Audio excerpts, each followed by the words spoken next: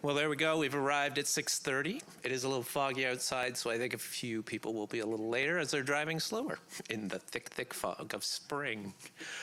But otherwise, we'll get it going.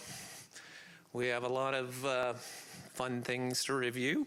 It was generally a positive year for 2 years in a row on almost all fronts, that not being withstanding the world's a challenging place, and it's all relative. It's all relative.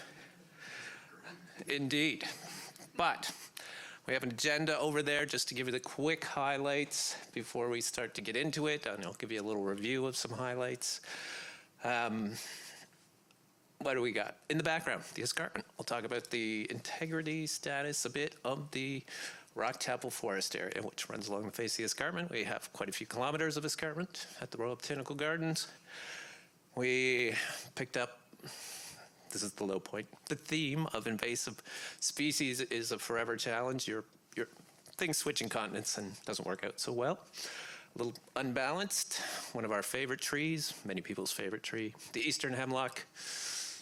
It's been an adventure in the US for a while. Now it's beginning here. Beyond that, we've had quite a run of paying real close attention to the turtles and where they go and how many nest and keeping them safe. We've got quite a story to tell on that one at this point. It's really added up. And the topic that really inspires the passion, endangered species, species at risk. We have a lot of volunteers engaged on a lot of species at risk, to say the least. So we'll hear a little bit about that because it's a big world. And then we'll have a break. Then we'll come back, talk about the marsh. Whether it's worse or better, it's better. 2 steps forward, 3 steps forwards, 2 steps back, as always. Net gain, fish, things alive in the marsh. What's doing with them? And then Lindsay, who you may know as former Terrestrial Ecologist, now Programs Manager, will give us a little look forward into 2025, which should be a fun year and has started to melt. And it is spring. I know it's spring because yesterday on my evening outing to look at the marsh and the ice, heard my first red-winged blackbird, which is awesome. I thought he was a little bit of a fool to be here this early. And there you go. And then 5 minutes later, a flock of tundra swans flew over, wondering where the open water was. So it's the beginning. And certainly the water's running now. The ice is still thick, though. Practical thing, something terrible happens, we have exits all around, exit signs beside us, and of course, important, bathrooms. Over by the stairs that you came up at the top, there are bathrooms, and down the stairs and under them, there are more bathrooms. Most important things in the end, especially if we drink a bunch of coffee. After that, let's just look at the land. This will be a little bit of a different land acknowledgement. Do you recognize this as North America? You should. But it's the version that someone from France getting secondhand information would draw. The first-hand information came from, of course, First Nations people talking to some French visitors. I'm going to put the laser pointer on, but just to help you, the St. Lawrence River, New York down there, that's actually Lake Ontario. On this, it's called Lake St. Louis, and I will point out the map says New France, but of course, it's First Nations area, not New France, just some French visitors. This is actually Lake Erie, and there's no such thing as Lake Huron. That's probably Lake Nipissing, Ottawa River. They hear stories of a super nifty place called Lake Huron out there, but they've never been. That's Niagara Falls, so they've heard of it. They've actually seen it by this point. Champlain stood and looked at it, wrote it down. Well, people wrote it down for him. The fun thing on the map, well, one, we're about right there. Believe it or not, that's the Bruce Peninsula. Short walk on this map. The fun thing, you might be able to see it at the back, buildings and fields cultivating various things, corn, beans, squash, plums, you take your pick. Quite a community going on, quite a community. This is the Hudson's River, for example, the Mohawk River. All sorts of labels that you can puzzle over. It's online if you really want to play with it. It's fun, just to get people's impressions of the world back in the time. The thing that strikes me, I have a slight engineer side too, aside from all the buildings and all the people everywhere. Some of them are a couple of stories, so there's some engineering talent back. In 1600, Now, land acknowledgement. When the French were arriving at that time, where we are was the land of the neutrals. They have many subgroup names. Adewandron is our local one, which meant the deer people if you translated it. There's some deer on the map right there. The Haudenosaunee, 6 nations, were over on this region and below Lake Erie. The neutrals were here. You have the Algonquin above the Ottawa River. You have the Huron over here. You have the Ojibwe all the way through here. The one you hear about by treaty, when you hear those words, Mississaugas of the credit. They are in this region, part of the Ojibwe. They like the credit in the future, trading place. They ultimately become this location's people, and there was a treaty, 1792. That treaty came about because of war between the US and the British and the French. Independence. The US won the day, thus those who felt they'd like to stick more on the British trade side. A lot of them said, we gotta move. And so they came to Southern Ontario, hence the treaty.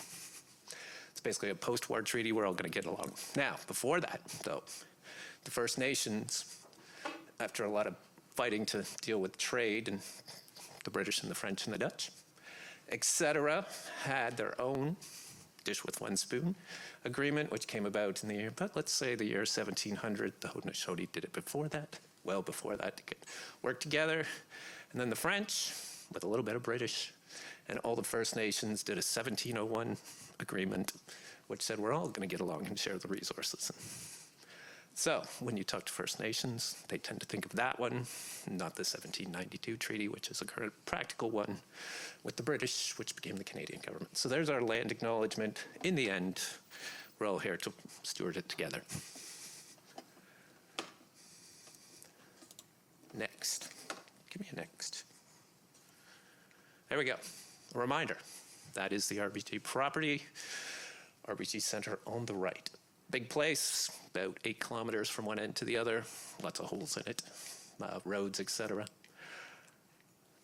Things that we really tried to do for the natural areas, which are the bulk of the property and mostly in Hamilton, about 90% in Hamilton.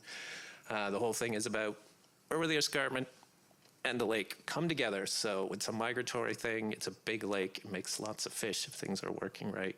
Birds go huge distances just stopping in here for a quick rest. Said tundra swans, for example. With a sordid history, especially on the water that flowed in for a good 200 years. At the same time, it's always been a super fun place to visit, lots of points to look off, lots of water to enjoy, lots of things to see. So mix it in somehow, keep everybody getting along. And of course, being the southern part of Canada, a few rare things to say the least.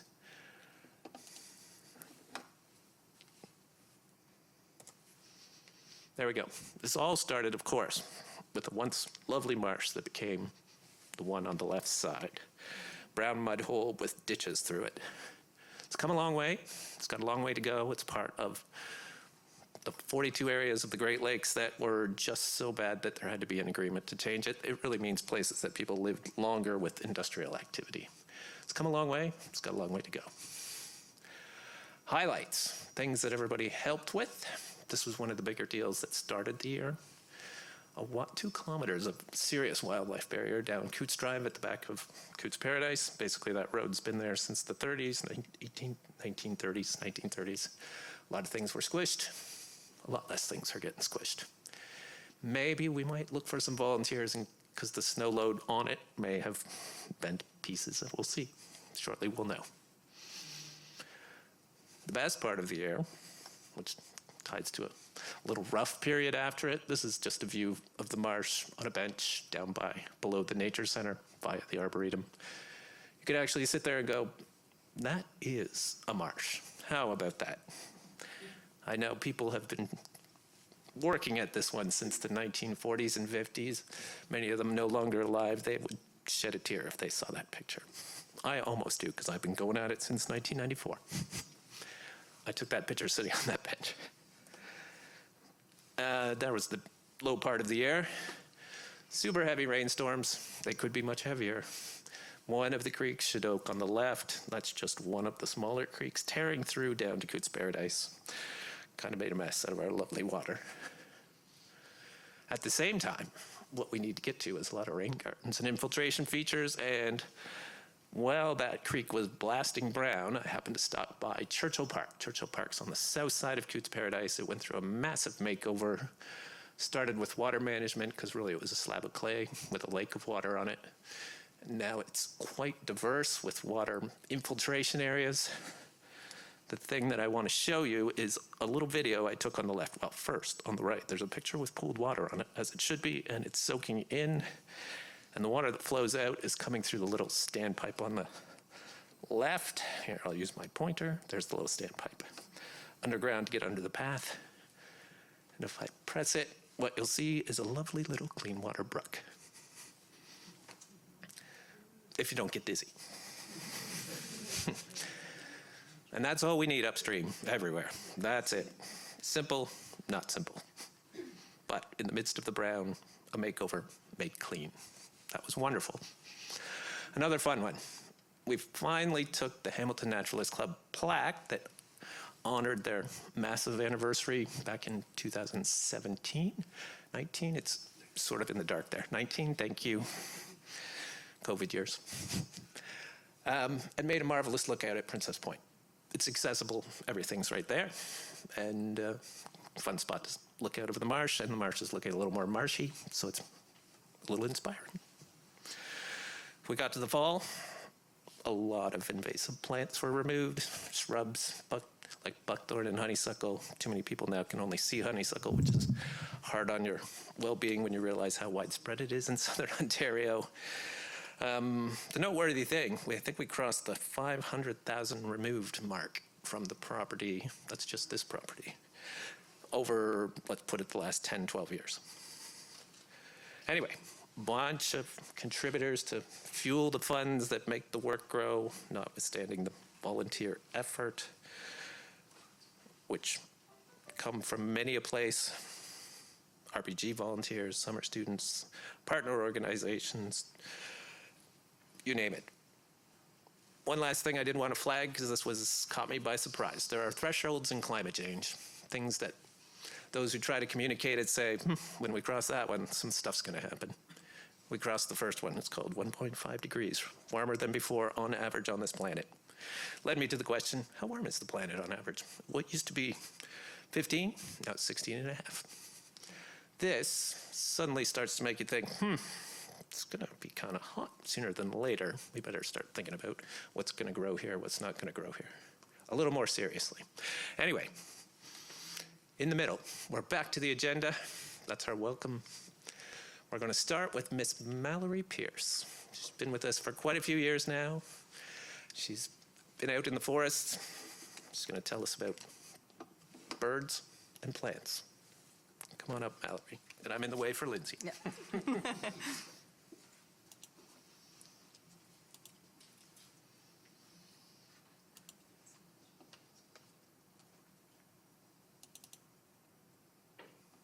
Still load.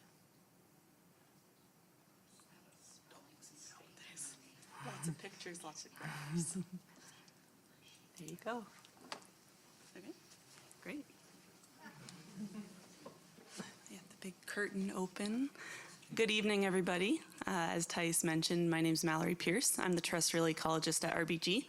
And tonight we're going to have a little walk through Rock Chapel Nature Sanctuary and kind of go back to some warmer times on this dreary late winter day. So our journey through the forest tonight will begin with a brief introduction to Rock Chapel Nature Sanctuary for those that haven't been there before. We're going to outline the monitoring programs and the results from 2024 that happened at Rock Chapel, and kind of look into Rock Chapel's crystal ball and just see what does the future hold for Rock Chapel. So if you've never been to Rock Chapel before, just a little context for you. We are over right where the star is at the RBG Center. And as Tys said earlier, about 8-10 kilometer drive just to the west, you'll hit the escarpment properties of which Rock Chapel is part of.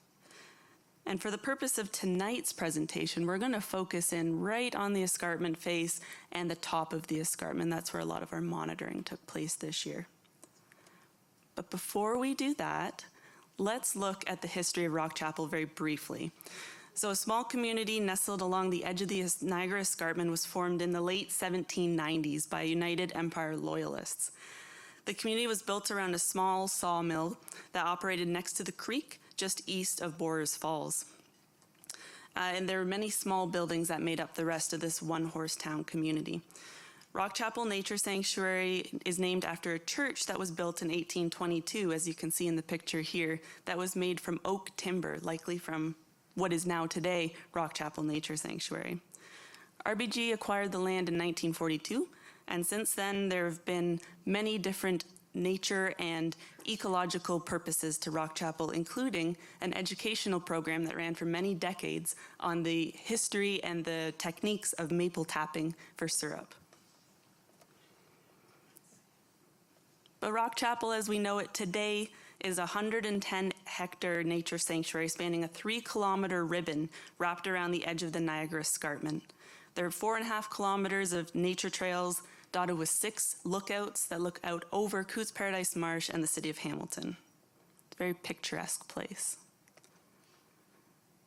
So quickly looking at the ecological monitoring programs at Rock Chapel. We have 2 main ones that the Terrestrial Ecology team works on each year. First, we'll talk about the forest monitoring. So RBG has 15 long-term forest monitoring plots dotted throughout its 4 nature sanctuaries, with 2 of them being at Rock Chapel.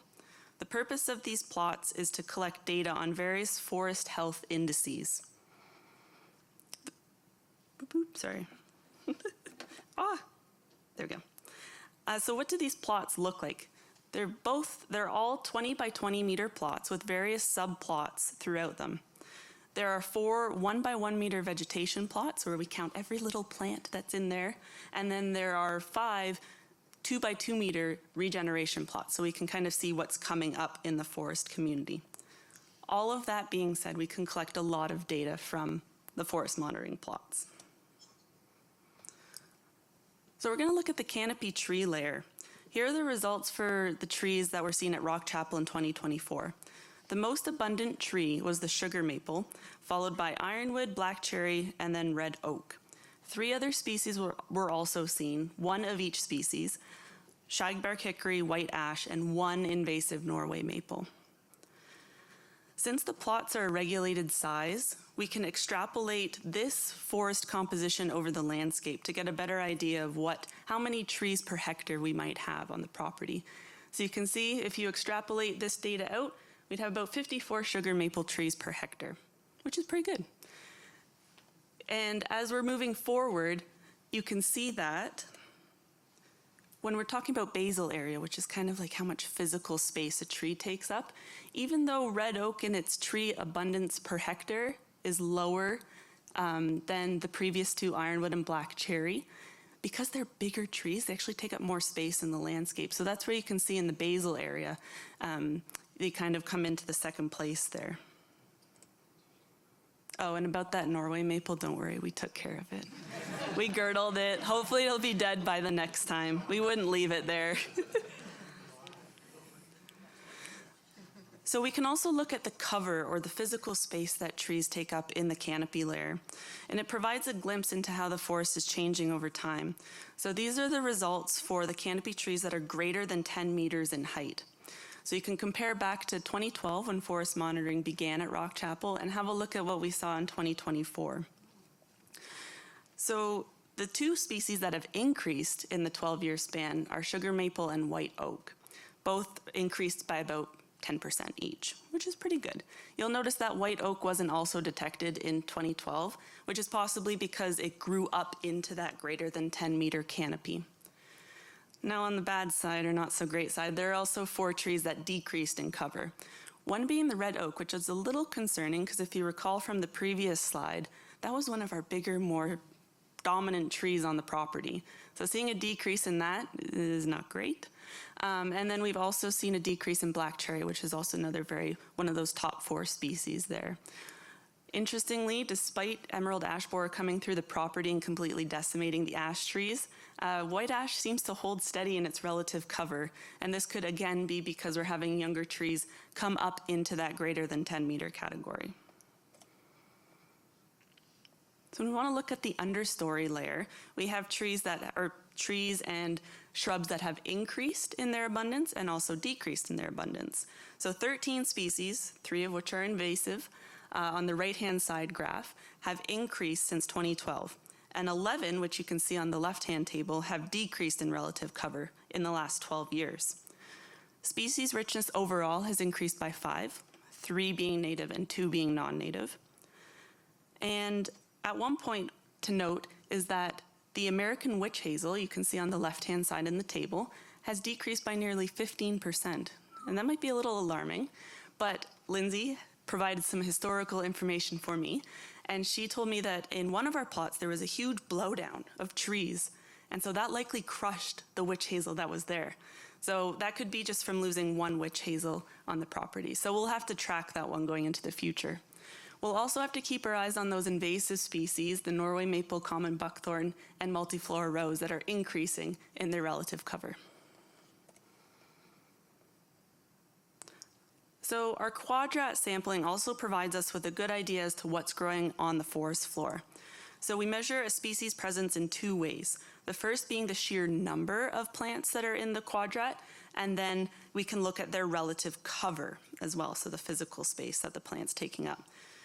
These 2 values provide a more complete picture of what's actually going on the forest floor. So on your left is a graph showing the total number of stems counts and the relative abundance of each species. So you can see that sugar maple took up 57% of the relative abundance in the stem counts. Oops, sorry. Jumping ahead. Spoiler about the garlic mustard. Virginia creeper was second most abundant plant at 16%, followed by chokecherry, eastern poison ivy, amber honeysuckle, common buckthorn, green ash, summer grape, and Virginia stickseed. So we had 2 non-native species in there. But then when we look at how much space each plant is taking up, chokecherry knocks out sugar maple for first place. So the chokecherry was taking up more space than those tiny little sugar maple babies. So sugar maple came in second, green ash followed by Virginia creeper, eastern poison ivy, and then all of the other species added up to 9% relative cover. Again, good news about garlic mustard. This is a good thing. If you've attended our talks over the last couple of years, this graph might be familiar to you. For the last 4 years, we've been reporting that we've been seeing a decrease in garlic mustard cover in our forest monitoring plots, which is, yay, a good thing. And this year, actually, at Rock Chapel, we didn't see any garlic mustard in our plots. Garlic mustard has always been relatively low at Rock Chapel, but this year, we had nothing, which is great. It's interesting too because we don't do any active management in our forest monitoring plots. We kind of just let them go there and they deal with whatever is there by themselves. So this is all happening in the absence of human intervention, which is very interesting. So now moving on to our bird monitoring program. Bird monitoring has occurred at RBG since 2008 across the property, and we usually do our surveys during breeding season because that's when we're going to have the highest number of species on our property. So they occurred during the month of June, and last year we visited 36 sites across our nature sanctuaries in grasslands, forest, and edge habitats. And the monitoring protocol is pretty straightforward. We record any bird that we hear or see within 100 meters from in the radius from where we're standing. So at Rock Chapel, we have plots in the grasslands and in the forests. But tonight I'm going to talk about the forest birds. So during our forest monitoring bird surveys at Rock Chapel this year, we detected 27 species of birds, which is pretty good. We have 3 plots at Rock Chapel. The most abundant bird was the blue jay this year at about 18% of our observations. Then there was a 4-way tie for the second place bird between the American robin, eastern wood pewee, great crested flycatcher, and the red-eyed vireo. The third most abundant species observed was again a tie between the red-bellied woodpecker and black-capped chickadee. Northern cardinal got the 4th spot, and then the wood thrush, northern flicker, and American crow all tied for the 5th most abundant bird at Rock Chapel. All the other species added up to about 27% of our observations.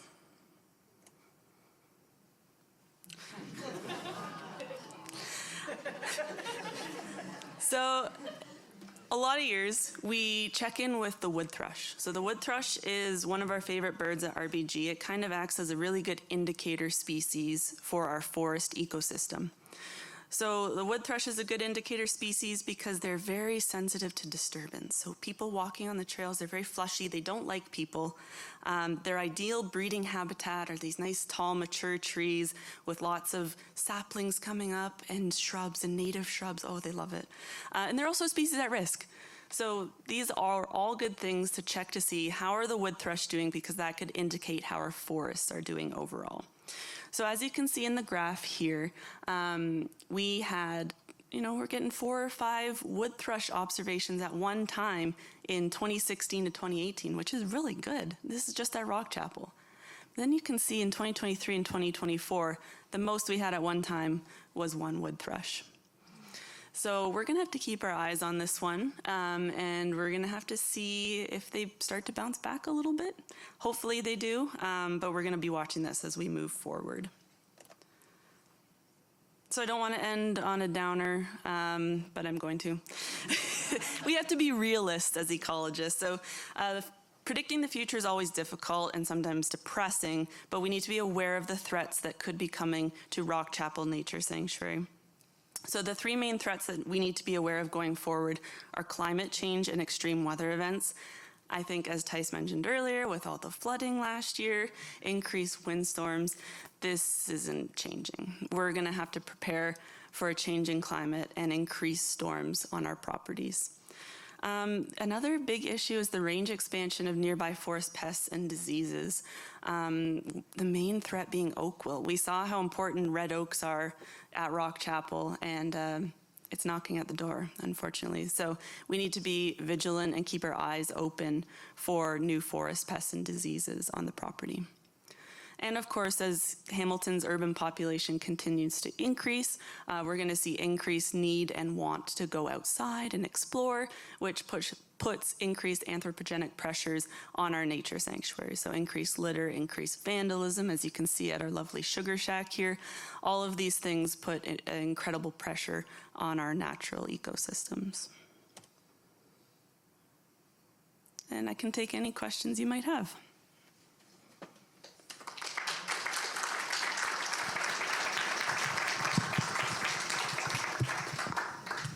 Two things to note. We have people online, and Lexi will do a question or two. I have a microphone.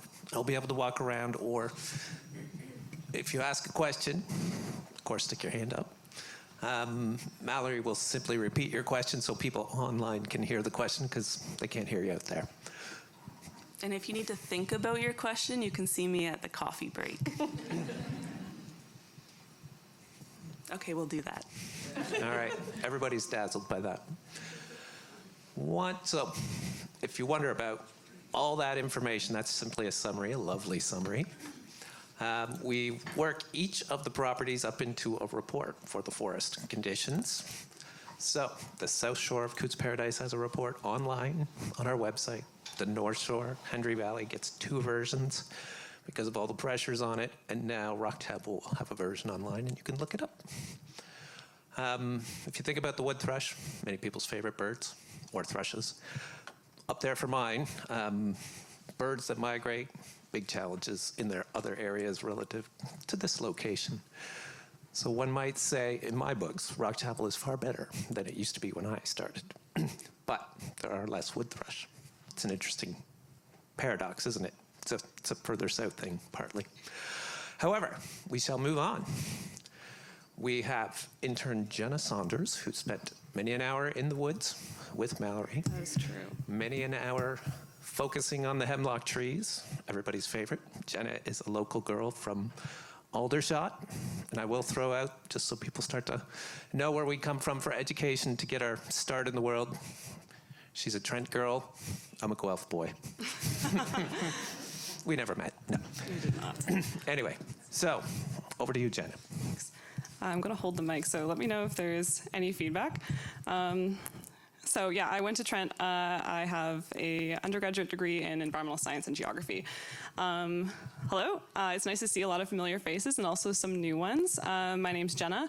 As Tys said, I'm the terrestrial intern with Mallory and Lindsay this year, and I'll be presenting on the eastern hemlock tree and a new invasive forest pest that's impacting them. And this project was partially funded by the Invasive Species Action Fund, so thank you to the Invasive Species Center for funding it. So here's the star of the show, the eastern hemlock. Also known as the redwood of the east, eastern hemlocks are a coniferous tree, and they are the only native native hemlock in eastern Canada. And if given the chance, they can live up to 1,000 years old and grow over 150 feet in height. They have broad crowns with drooping low branches, flat needles that grow singly, and very cute cones. And we love our eastern hemlock trees.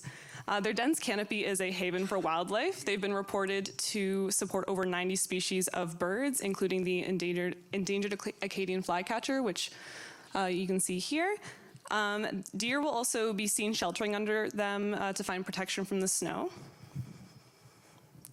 They're also mostly found at the corner of, on the slope of ravines growing over shallow creeks. So this makes them super important because their roots will stabilize the slopes and prevent erosion, and their broad branches will hang low over the creeks, creating a cool, oxygen-rich microclimate that's great for fish and benthics. So essentially, like great water quality. And remember when I said that they can live 1,000 years and grow 150 feet? They hold a lot of carbon. Culturally, eastern hemlocks are super respected trees in indigenous communities as well. They provide material for building and also for medicine. They can be used to treat ailments such as colds, skin conditions, arthritis, and scurvy. So at this point in the presentation, you might be wondering, what's the threat? And that brings us to the hemlock woolly adelgid, or HWA, as I'll be referring to it from now on. So HWA is an invasive forest pest. It kills hemlock trees by feeding on the nutrients and starving the tree of its water and nutrients. And the key identifier of the HWA are these woolly egg sacs that you can see. They're almost like little snowballs, and they occur on the underside of the branches. And each of these egg sacs, these tiny little egg sacs on this, you can see, I don't know if you can see the hand there, each of these egg sacs contain up to 200 eggs. So this small branch can contain more than 40,000 eggs total. Now that I've shown you the eggs, what do the adults look like? Can you see them? How about now? Okay, I think you can see it now. So what we are looking at here are magnified images of the adults, or the crawlers. The first two are photos that we've taken from our trees through a hand lens, and the second one is found online. And you can see that they're positioned at the base of the needle there, so that is actually their position when they feed, and they insert an apparatus into the base of the needle, and that's where they suck the nutrients out. And so this tiny little insect, it might not seem like much, but when you imagine a severely infested branch that might have over 40,000 eggs on it, you can see that the tree might not keep up.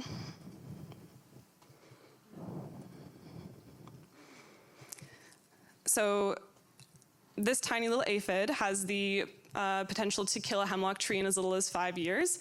And some early signs of decline are yellowing needles and a dying canopy. And when this happens, the hemlocks can die. And when they do, they can become hazardous, especially within proximity to a trail and especially when on a slope. So HWA is at RBG, but how did it get here? It was introduced to North America in the 1950s. It was likely through infested plant material, but we're not super sure. And it was first detected in West Virginia, and it's been moving across the East Coast ever since. So by 2023, HWA had established populations in Niagara and Nova Scotia, and in Ontario specifically. Its most northern detection is in Grafton County, which is near Port Hope, up at the top of the map. And we found it at RBG in 2023, and it remains the most western detection in Ontario. So at RBG, it was first detected at Caleb's Walk in Westdale, and the main spreader, you could say, of HWA are migratory birds.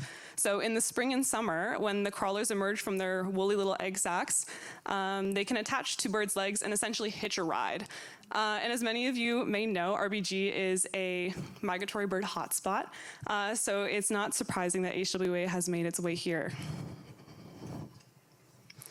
Okay, we're setting the scene. At this point, it's March 2023. We have HWA at Caleb's Walk, but we don't know anything else, and we don't even know exactly how many hemlock trees we have. So we decided we needed to do a study on the South Shore where the original detection was found, and this meant we had to inventory hemlock trees and see if the infestation had spread any further than we initially thought. So the star there is Caleb's Walk, and the rest are a bunch of big question marks. So here are the parameters for our study. We collected diameter at breast height measurements, we looked at canopy structure, we took samples, we looked at overall tree health, and most importantly, we sanitized. So between going through stands or even like moving across the trail, we would make sure to spray our boots with isopropyl alcohol so that if any of the little crawlers wanted to hitch a ride on us, we weren't gonna let them.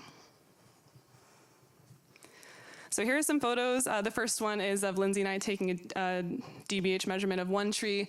And the second photo here is an example of an upward shot into a hemlock canopy. So as you can see, there's like a bit of light infiltrating in through this canopy. So this would be an example of what we might consider like a 40 to 60% canopy structure. So it's not as good as we would like. So we might be able to assume that this tree is maybe starting to show some signs of decline and canopy dieback. And so the main reason, the main way that we could tell if there was an infestation was by pole pruning and actually taking a sample of the branch. And we were trying to determine if the tree was even infested, and if so, how much. And again, we would sanitize the pole pruners after every branch and every tree. We don't want any crawlers latching on. So here's an example of what we might have been looking for. So these are all samples that we pruned from trees that we surveyed. And that's the farthest picture is an example of like a light infestation, maybe like less than 5 egg sacs on a branch, moderate 5 to 20 egg sacs, severe and more than 20 egg sacs. So again, I want to reiterate, a severe infestation, 40,000 eggs, 40,000 adults, all in one branch. So what did we learn? Over the course of the summer, we inventoried over 700 hemlock trees on the South Shore, and we found that Caleb's Walk was severely infested. It's the largest red section that you can see on the map there. And we found another severe infestation slightly north, and then interestingly, we found a moderate satellite population near McMaster. This is a map that shows the number of trees on the South Shore properties, and they're organized by the stands and the levels of infestation. So the most important takeaway here is the largest bar on the screen that you can see. That's the screen or the stand of Caleb's Walk. So you might be able to tell it has the most trees, the densest hemlock dominance, and about 2/3 of it is infested, and 1/4 of that being severely infested. This is another piece of information that was really critical for us to collect, and that's the DBH class. And we have a lot of mid-range trees and also some more mature ones around the 80 to 90 centimeters. But for the most part, kind of like, mid-range, 20 to 30 centimeters were our most common. And this information was important to collect because when we eventually want to treat the trees with pesticide, that is the parameter that we use. So RBG is responding to this problem. We are responding through public partnership and outreach especially. We've installed signage at several trailheads. And you might have seen these if you've hiked Caleb's Walk or Hickory Valley recently. There's an example of one here that was made by CFIA. We've also partnered with a lot of our neighbors. We discuss strategies, and that includes municipal governments, conservation authorities, and nonprofits. We've also held an information session for landowners in Westdale and for people whose properties back onto Caleb's Walk. Something that we've done internally to respond to this is by treating trees with pesticide, as I mentioned on the previous graph slide. So we have treated 41 trees with triazine on both the north and the south shore of RBG. And triazine is a botanically derived pesticide. Treatments were done by a contractor, and what you do is you drill into the base of the tree and you actually inject the pesticide there. And the amount of pesticide that you inject is based on the tree's DBH, which again is why it's so important to know. And so this type of pesticide offers 1 to 2 years of protection. So we will have to continue with these treatments for years to come until a long-term solution is available in Ontario. Something else notably that we did internally this year is create a comprehensive management plan, which will be available on the RBG website later on. So as we move forward with this, our main goal is to slow the invasion front of HWA. That includes both within RBG nature sanctuaries, but also by extension, the Burlington and Hamilton area. So that means that we're going to attempt to reduce the population and retain high-value trees by treating the infested ones as best we can. We're also going to continue seeking out research opportunities and further understand how we can move forward with management. Again, this has been a problem in the state since the 1950s. We're going to continue to remain partners with people that we share property lines with, and we're going to inventory the remainder of hemlock trees next year. So that is our RBG North Shore and our Hendry Valley. I love hemlock trees. So at this point, we're nearing the end of the presentation. You might be wondering what you can do or how you can help. So if you have a hemlock tree on your property, you can keep them healthy by removing invasive species around them and watering them during dry spells. Almost essentially like taking care of them as you would something in your own garden. And we love our birds, but maybe don't hang bird feeders in and around hemlock trees just to prevent them from maybe landing or enticing them to go into the trees. Something else is to not move any hemlock materials. We have that going on here. We don't move any hemlock materials on RBG properties, even if that's in compost. And if you're interested in treating your own tree, consult your local tree care professional to determine what treatment options are best for you. And last, and possibly the most important, is to sanitize. So when you go for a hike at Caleb's Walk, make sure to sanitize your boots and change your clothes before maybe going for a hike in the Dundas Valley, for example, which is a mostly hemlock-dominated forest. So just take care when you visit from forest to forest. Thank you very much.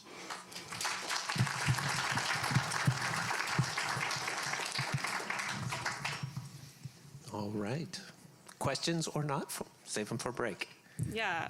Oh, we have a question. Two questions. There's 3 two. questions. Oh, this is a hot There's one. the blue shirt, yeah. What do you suggest we do when we come across these egg sacs in the wild? So the question is, what do we do when we come across these egg sacs in the wild? So HWA is a regulated pest. So letting the Canadian Food Inspection Agency know is a great way. Like directly, I believe that they have hotlines for invasive species. If you also use like iNaturalist, a lot of places like this Canadian Food Inspection Agency, like if you post a picture of the egg sacs on iNaturalist, they have algorithms that will like automatically track that. So that's a way of like letting people know. So we don't spray them with pesticides or anything? No, I don't think so. Does anyone? Yeah, I think just like monitoring, because especially if it's further spread than we initially think, that helps them map its range. Yes? Are there any known predators to this little problem? That is a great question. On the East Coast, there are not. So the Eastern and Carolina hemlock are the only 2 hemlocks that occur on the East Coast of North America. The Carolina hemlock is in the States. They're the only hemlocks in the world that do not have an endangered counterpart. So we actually have Western hemlocks that are native to Canada on the West Coast out in BC, and they have an endangered counterpart, but we don't here. Can I add Yes. to that for a minute? There's also some, in the West Coast, there are some insects that do feed on the hemlock woolly adelgid out there, the Western counterpart. So we have this Canadian Food Inspection Agency and folks in Nova Scotia are working on introducing biocontrol. So there are 2 different, there's silver flies and a beetle that feed on different life stages of the HWA. So they're doing trials, and these trials have been happening in the US as well. The trick is to have both of these insects available to feed on, because they feed at different life stages, and you need that impact on HWA in order to knock it back. So it's starting, there's trials, we're just getting the data now as to whether they're successful, but we have noted that the beetles are spreading on their own and able to survive some of our more northern temperatures, so like in New York. Let's go online. I was actually hoping to lure Mallory back to the podium for a follow-up question to her presentation too. I see. Sure. Yeah. More Hemlock questions first. I have a question from Jan. You mentioned that back in the 50s, it was starting to happen down in those eastern states. Are there any trees down there that are proving resistant that we might be able to hitchhike up here? Yeah, so Jan's wondering if there are any in the states that have become resilient to eastern hemlock. I believe that there's one hemlock stand, Mallory, that you might know more about called the bulletproof hemlock stand, but I don't. Yeah. So because the Americans are way advanced on this topic, we've been reading a lot into, there's a New York State Hemlock Initiative program, and there are certain stands in the states that haven't been treated with pesticide that indeed have survived, have some level of resistance of HWA. So the American researchers are currently looking to see genetically, maybe if there's some sort of advantage to that, and if there is, maybe they start a seed collection program and start propagating those potentially resistant trees, but we're still kind of working through that. I am seeing that my time is up, so I'll pass it back to you, but same thing, if anyone has any questions, I'll be there for coffee. All right, Lexi, let's go. The first question was about wood thrush, and so looking at the decrease in numbers, could changes be due to changes in the monitoring schedule or the number of visits in the bird monitoring? Yes, so we did briefly change our, not briefly, sorry, we did change our monitoring protocol a little bit starting in 2023. And we do notice that we see a lot of wood thrush later on in the month of June. So maybe next year we try and push our surveys a little bit later to try and capture them. I know it's a bit biased, but if we want to make sure that they are there, that would be a way to do it. Thank you. And a follow-up on the wood thrush question, is there anything that we could be doing to encourage more? That's a great question. Plant native species. And the most important thing too is in terms of like large scale management as well. So creating areas in natural spaces that don't have any disturbance. Tys might mention this, but when RBG property was pretty much closed in 2020, there had been this deficit of wood thrush observations on the south shore of Cootes Paradise. And in 2020, when the property was shut and we did our bird surveys, we got wood thrush on the south shore. So it's just about having those large tracts of intact forest available for the wood thrush to breed. Okay, one more. Okay. Can you speak to what might have caused the garlic mustard to decrease without human intervention? Could it have been more shade? Could it have been crowding of other plants? What do you think happened in that plot? So I wouldn't say it's necessarily more shade, because on the whole we saw that the canopy cover is basically shrinking at Rock Chapel. There has been studies that have shown that kind of garlic mustard will overpopulate itself and kind of reach this apex, and then all of a sudden the population levels start dropping a bit. So maybe that's what we're seeing at Rock Chapel, but we'll just have to keep our eyes open for that. It's still spreading in other places, but for whatever reason, it's not in our monitoring plots. So, Thank you. you're welcome. All right, we'll turn it over to the next one, and while that's happening, something to note, the wood thrush and the garlic mustard, they are intertwined on the topic of people disturbing habitat. Yeah. Wood thrush, they like their space. It's a tricky one in southern Ontario when we like to put a trail through every last bit of woods and then send our dog for a run. Part two, garlic mustard is a biennial, borderline annual, not an annual. That means it's only going to grow if you keep creating disturbance on the ground. Otherwise, a perennial like a trillium thrives more happily. So if you get everybody to stick on the trail and keep their dogs on a leash, far less disturbance on the ground makes for less garlic mustard and happier wood thrushes. There's another subtlety before I introduce Jack. The air used to be loaded with nitrogen compounds from exhaust and pollution. The rawer forms of nitrogen feed annuals and biennials, so it used to be by air pollution, a lot of nitrogen-fueled things like garlic mustard. So our catalytic converters and sending industry elsewhere has wildly changed the air in these parts. That's for sure. That's a 30-year view on the world. Next up, turtles, little turtles, a lot of little turtles. And we have Jack, oh my God, what's your last name? Robinson. Yeah, Jack Robinson. Right. Sudden brain cramp. Yeah, sorry, I forgot my name. I guess I failed the test. There you go. Anyway, he's an intern, species at risk side. It's more rare things in his year with us than he probably will for decades to come. Special place that way. Jack is Guelph in the background, so you're going to see Guelph wins in the end. Take it away, Jack. Make sure the mic's good. Perfect. All right, howdy everyone. I'm Jack Robinson. I'm the species at risk intern here at RBG. Today we're going to look at our local celebrities, the young turtle population. This is about our RBG native turtle clutch incubation program and the progress from 2017 to 2024. All right, so this program is part of RBG's site-specific recovery plan. Sorry, I'm gonna hold the mic. And these are what I would consider the 4 pillars of the ecological restoration side of the program. So education and stewardship, improvement of habitat quality, reduction of adult mortality, and what we're gonna talk about today, increasing recruitment rates, which would be not only birthing more turtles, but also introducing them into the population. So, in our native turtle hatchling program, there are 2 major issues we address. We share our lands. Not everything is untouched natural space, so there's land management, so gardening, cultivation, mowing, things like that to keep the land pretty. Everyone wants to see nice things. And then issues we address also, public access and trail use.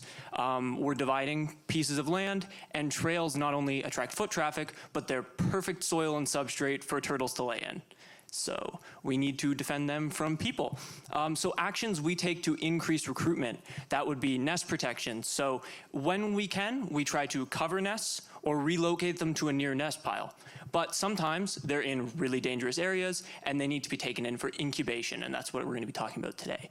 So we also, once a nest is incubated, we have 2 options. For Blandings turtles, we head start them. So we send them up to Scales Nature Park for 2 years, where they're raised in captivity, they get a nice start to life, and then they're relocated to our wetlands.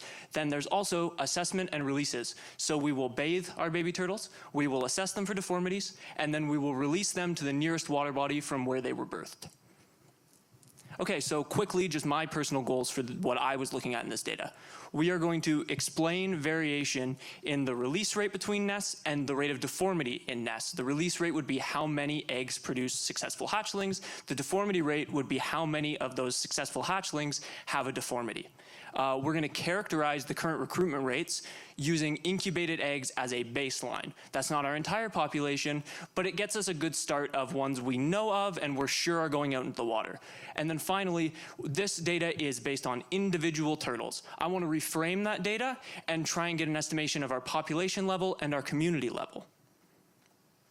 So, first thing, the big numbers. These are some of our annual rates of hatchling release and deformity.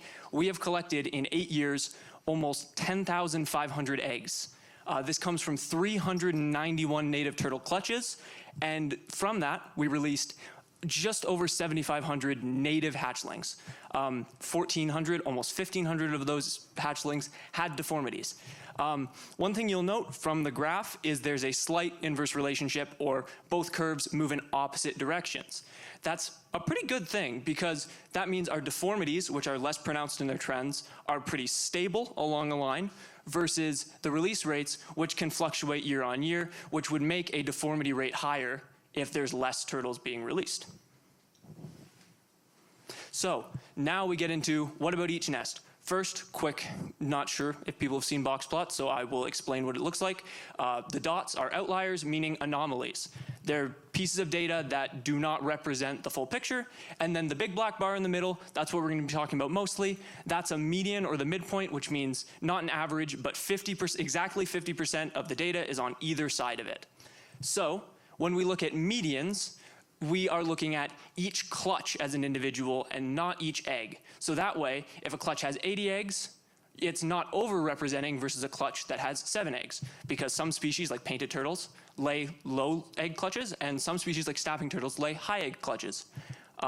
So when you look at medium release rates, our release rates actually go up 10.5%. So normally we sit around 70%, but if you look clutch on clutch, the most middle of the road nest will release 82% of its eggs as hatchlings. Deformity rate, little less pronounced. It's only a 2% decrease, which is still fantastic, especially because deformities are rare and they're less common. So that, as I mentioned before, the number of deformed turtles, relatively steady. Release rate, sometimes we get a lot of eggs that aren't fertilized. That's just the nature of the business. You can't tell if an egg's fertilized before you get it. So that will cause release rates to fluctuate year on year. So what about individual species? So our 2 species that we collect the most of, Midland painted turtles and the common snapping turtle. Those 2 species have the highest quality of sample size, and they also have the best release rates on average. Or sorry, I shouldn't say average, in the most middle point. So snapping turtles, you get about 84% per clutch that are released, and painted turtles around 81% per clutch. These numbers are not as good as in blandings and map turtles, but they're rarer and we have less of them.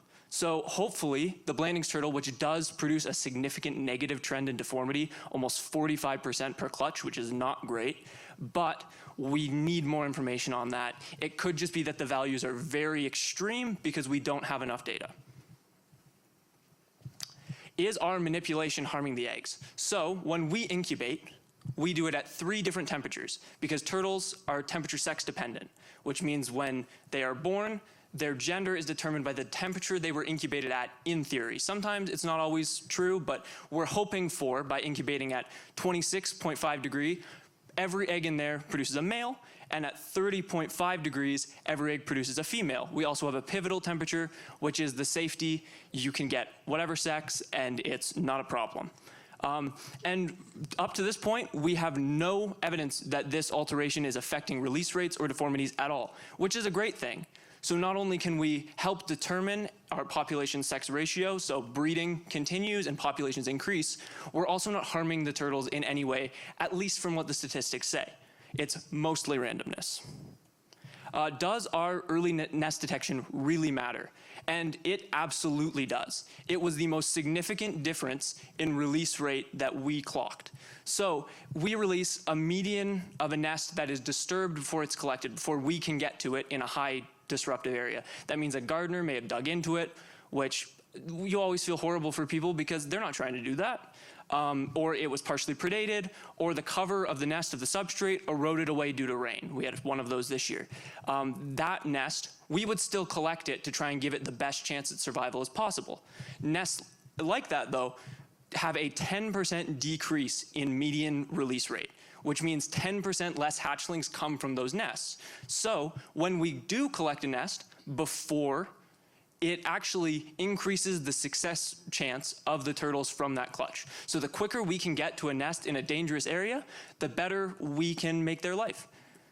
And thank you to all the volunteers who notify us about those nests. We couldn't do it without you. All right, last point. Is it deformity or uniqueness? A lot of our deformities are mostly in shell pattern. It's actually only about 1% per year of our turtle hatchlings that are deformed with a severe deformity that you may think of, like eyes, jaws, feet, belly shell, or plastron. These are all things that we expect to be dangerous to their long-term survival. But the scoot deformities, we have many turtles in our wetland that we see yearly, like ones that are named that we see all the time, that have unique scoot patterns on their back. So we don't see that as detrimental to their life. Final thoughts. Our practices are mostly positive. We have mostly positive impact. We stop disturbance and deformities are lower. This is a team effort. It's not just me and Sarah and the Species at Risk team. It is the rest of the staff. It is the gardeners. It's the community members. It's the contractors. It's everyone who notifies us. If you do see a native turtle nesting, please contact the SAR team and RBG, and we will try our best to handle it if it's in a dangerous area. And then finally, the work is never finished. There's always more to do, especially with the Blandings turtles and the map turtles. We don't know enough about them yet, and I'm hoping with the overall progress I've done that people can continue the work I've been doing into the future. And then one final slide to celebrate all the great volunteer work. We could not do this without you. In 2024, 56 of 73 nests that we protected were because of volunteer calls. 45 of the 60 immature or baby turtles that we rescued were because of volunteers. 34 out of 42 adult turtles that we rescued were because of community members. So everyone's impact does matter, including RBG visitors, neighbors, Dundas Turtle Watch, passing motorists, equipment operators, City of Burlington staff, and even non-SAR RBG staff. So again, thank you all so much for helping with our program. I could not have made this project without probably a lot of people in this room. So thank you very much. And that'll be it. Thank you for your time, and any questions, I'm happy to answer. Ooh, online and in the room. Good stuff. All Take right. your pick, Jack. So I will go back row. How long does a turtle live? The question was, how long does a turtle live? And that depends on the species, and it also depends on the habitat quality and things like that. They can live a long time. Like, we have a snapping turtle. His name is Biff.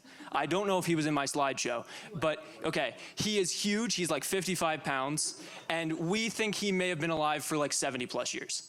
He has been around here forever. He's got the battle scars to prove it, and he's huge. So we hope to give them that long of a life. Hatchling survival rate is not high, which is why we want to flood the market with hatchlings, because survival rate in some species is like 1% past their first 3 years of life. So we really want to improve that early life cycle so that they can all grow to 70 years old. Yeah, right there, thank you. I have a question about your gender assignment of the Yeah, absolutely. turtles. So, do you have a set, does your program have a set percentage of males and females that you want to release? And does that match what's naturally happening in this area anyway? That's actually a great question, and it somehow has something to do with climate change. So a lot of the times you're seeing in sea turtle populations right now that because of climate change, substrate temperature underground is changing. So the ratios, because females are produced at higher temperatures with higher soil temperatures, the sex ratio is skewing female in southern parts of the world. So our hope is that we can create 50-50, because we wouldn't want to overpopulate one side. We also have the fail-safe of randomness from the 28 degree. And I mean, there's a degree of randomness to the temperature as well. But we do hope for a 50-50 release of our hatchlings, although there's no way to confirm unless we recapture them later. Yeah, in the back row there. What is the population of the Blandings turtle? Is it increasing? Yeah, well, I don't know how much I can speak to our population size, although we are starting to get recaptures and we do track them as well, especially the females. We track them to collect nests so that we can send their babies up to scales to be head started. But our Head Start program is seeing a drastic increase. We released 5 Head Starts this year. We have 27 or 28, Sarah? 28 coming this year, and then another 24 hopefully coming the second year. So we are, again, as I said, trying to flood the market with our turtles, and hopefully we can give those Blandings a good life in our wetlands. Yep. In nature, can you speak to what the biggest threat is to the hatchlings? So the biggest threat to hatchlings in nature is the question, and I would say in nature, predation, I guess, is the most natural threat. A lot of their threat is human-based, so development and land management. But I would say the most natural but also human-adjacent threat is predation because of trails and certain things like that. Of course, we can use nest piles to try and encourage them to lay in an area, but trails are just so perfect for them to lay in. It's loose, sandy substrate. They love it. So that also, if it's easy for them to get to, then it's easy for predators to get to too. And that also kind of falls hand in hand with wildlife feeding. So as wildlife gets closer to those nests, they're more likely to predate it. Yeah. I know a couple of seasons ago, Sarah had a project up here at the Tim Hortons the parking lot, and I wonder if you had any statistics that that was a success as far as stopping hatchlings onto Plains Road. Yeah, so the question was, we had a project where we put up some fencing to help turtles stop crossing a very busy road in Burlington, and the answer is yes, it was a success. I don't know the exact numbers, but You're down to 0. yes, we have not had mortalities. It used to be a lot. Ever since we put up that fence, Yeah. nothing has died there. Oh, that's beautiful. Isn't that awesome? Yeah. There we go. So yeah, big 0. Am I okay to field more questions? I don't know what my time looks like. We'll take one. Okay, yeah, absolutely. We got one left. How does temperature physiologically develop a male or a female?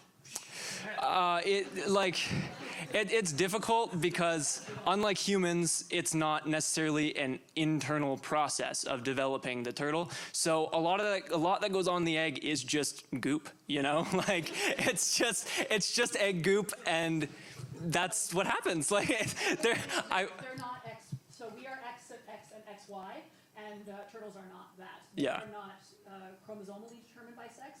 So, which is why we can't tell if something is a male or female, like a turtle from a blood test. You can't. Yes, they are not chromosomal. Reptiles are weird. Yeah. We know that it changes their sex. We don't know how. Sort of like, how does a caterpillar turn into a butterfly? Well, I can explain to you what spins its cocoon. Yeah. And then it turns into a butterfly. But if someone was to further ask me about how, I would give them a very blank look. Yeah, it's a bit like gravity. It's a law. We know it's true, but shrug, right? There you go. Fun All things right. to talk about while you have a coffee or tea or water.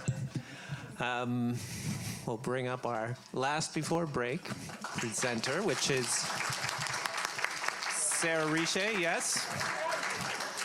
Jack and Genna, both interns, awesome job, awesome job. Sarah Riche, species at risk biologist, senior. Guelph girl, also. Going on 20 years of chasing these things now. She has lots of knowledge, lots of wisdom. We're sitting on so much turtle data, we need a super interested PhD student. That's what we need.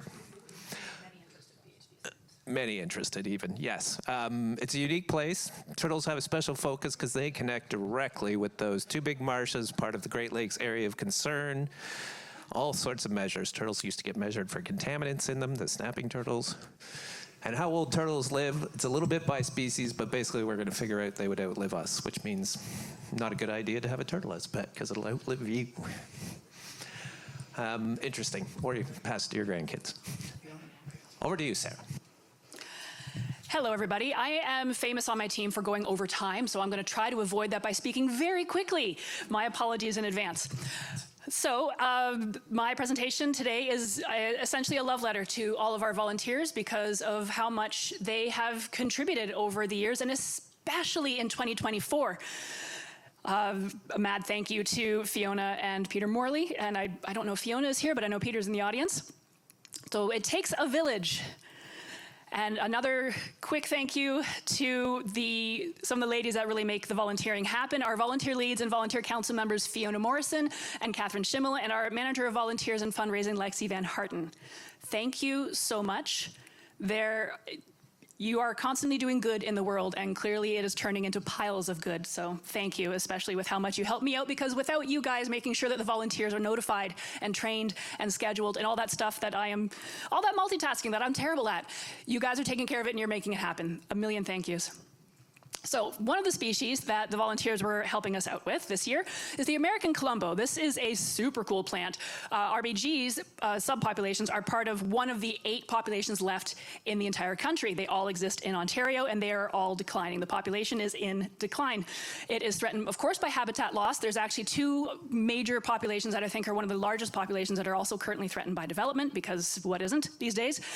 There's various other threats that are speculated, but it turns out there's not a lot of studies on it. And one of the reasons why there's not a lot of studies on this plant is because it is a monocarpic perennial, and that means it blooms once and it dies. But nobody knows how long it takes for it to bloom. They have actually had, there was a few people who studied this species, and there were some rosettes that they found were living up to be 30 years old and still hadn't bloomed. And so that's literally somebody's entire career waiting for something to bloom. So clearly, it's going to be difficult to be able to gather enough data to make any generalizations. But there have been people who are able to notice some rosettes able to bloom within 5 years or 12 years or 20. So with this lack of knowledge, it makes it a little harder to tell if something that you are doing is working or not working. So I only have my 8 past years of experience here, but I'm just going to work with the knowledge that I have. Now, one of the things that is very natural in the world is, in the buildup of leaf litter. Leaves grow in a tree. They fall, they pile up. Before humans came here, however, there were occasional fires that took place every few years, every several decades, depending on what type of vegetation community you were in. Prairies would get more burns. Forests, I don't know about how frequent forests were down here. But because fire suppression means that the leaves just keep building up, fire suppression can essentially become a type of habitat degradation because suddenly you're not getting that stochastic event, the random event of a fire coming through and recycling all those nutrients sitting on top of the forest floor. So I was noticing that there were some rosettes at one of our sites that were this, first of all, there's the one here on the picture on the right where you've got this gorgeous, rosy colored, green, chlorophyll-filled, healthy rosette that's just sprouting up from the dirt in early March. And then peeling back some of the leaf layer, because I noticed some of the rosettes that I used to monitor every year had disappeared, but they hadn't bloomed, which means they were just gone. They didn't get to fulfill their life purpose of reproduction. But then I peeled away some of the leaf litter and found that there were some sickly-looking rosettes that hadn't even gotten any green yet. They were having to fight to get through the leaf litter. Now, normally, there are loads of other American clumber populations in the province that can successfully get through the leaf litter, but that does take them some energy that they have stored in the roots from the prior year. So if they had a really rough year, let's say I remember in 2012, that was like the summer that there was hardly any sun, it was so cloudy and it was always cool. But it meant that if they had a rougher year the year before, and then they don't have a whole lot of energy stored in their roots to be able to make it through that leaf litter in the spring. So what was the prescription for that fix?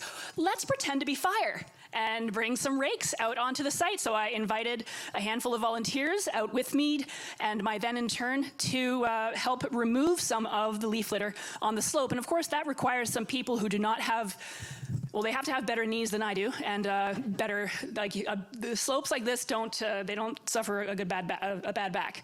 And you had to be very delicate, and you had to be interested in looking for very small things, which is sort of like a treasure hunt. It is a treasure hunt. And that means that these people were able to help open up that soil, and you can see the areas that was raked there on the left, and they also assisted me in marking some of those rosettes with some flags to help me monitor them in future. And as you can see, the picture on the right, that's a picture taken at the same site, not from exactly the same angle. That's my fault for not doing a proper take a picture from the same spot before and after thing. But I can anecdotally say that the rosettes really appreciated it. They were the most robust I had seen them ever at that site. I think they loved having that much space. They loved that opportunity to grow. So score one for us.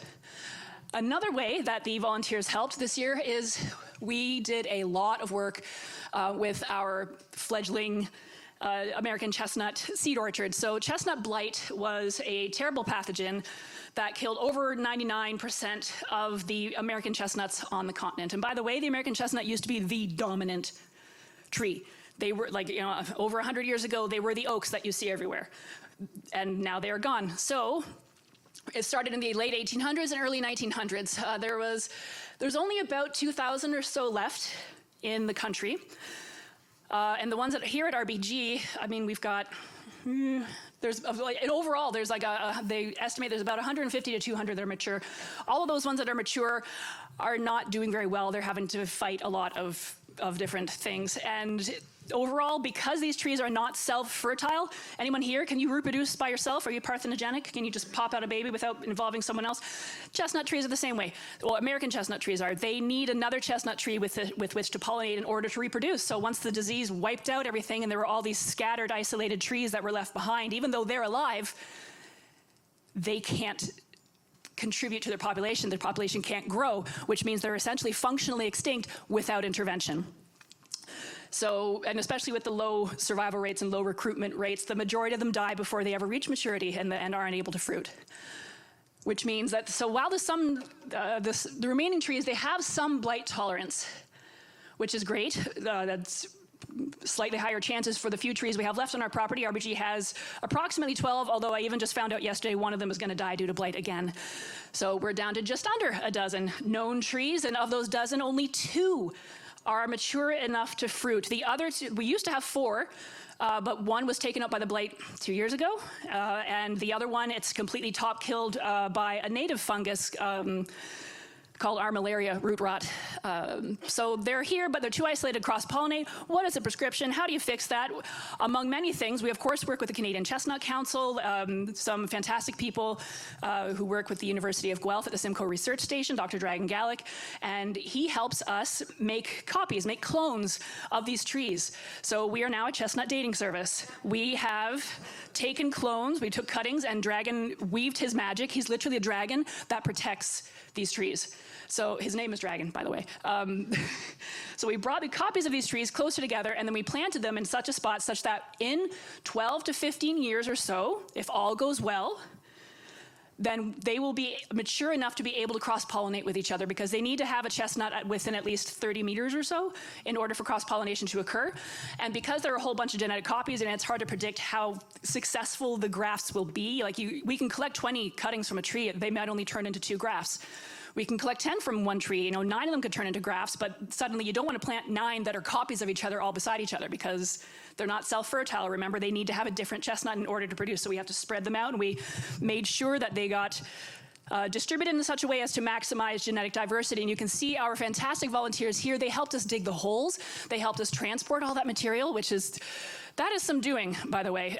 We're not just moving trees. You are moving the T-bars. You're pounding in those T-bars into the ground. You are carrying out and creating and installing all of the browse protectors. You are installing up the tags. You are watering them. You are putting in the bunny guards and the rodent guards. You are helping us with the mulch, and that's 2 layers of wet cardboard with at least 3 inches of shredded pine bark mulch. My hope is that in about a dozen years to 15 years, there will be some nuts that we can plant out back into the natural lands. So my hopes are high. And thankfully, these volunteers made it happen, because there is no way in HE double hockey sticks we would have been able to get it done in time at all. And if anyone thinks that all of the browse guards we use are overkill because we use a rodent guard, thing is bunnies will bite off whatever is above the rodent guard, so you also have to put in a bunny guard, and we typically use chicken wire for that. But if all you do is put in a rodent guard and chicken wire, what the deer does is laugh and then lean over both of those and eat what you planted, so we also have to put up a deer guard. So, and then of course there's the mulch, because you don't want the tree to dry out. You want it to be able to retain all that moisture. And when we put up a picture of that on the Canadian Chestnut Council's website, I remember seeing a comment where someone says, "How about you just stick a nut in the ground?" And I thought, this is not overkill. My aim is to frustrate bunnies and deer.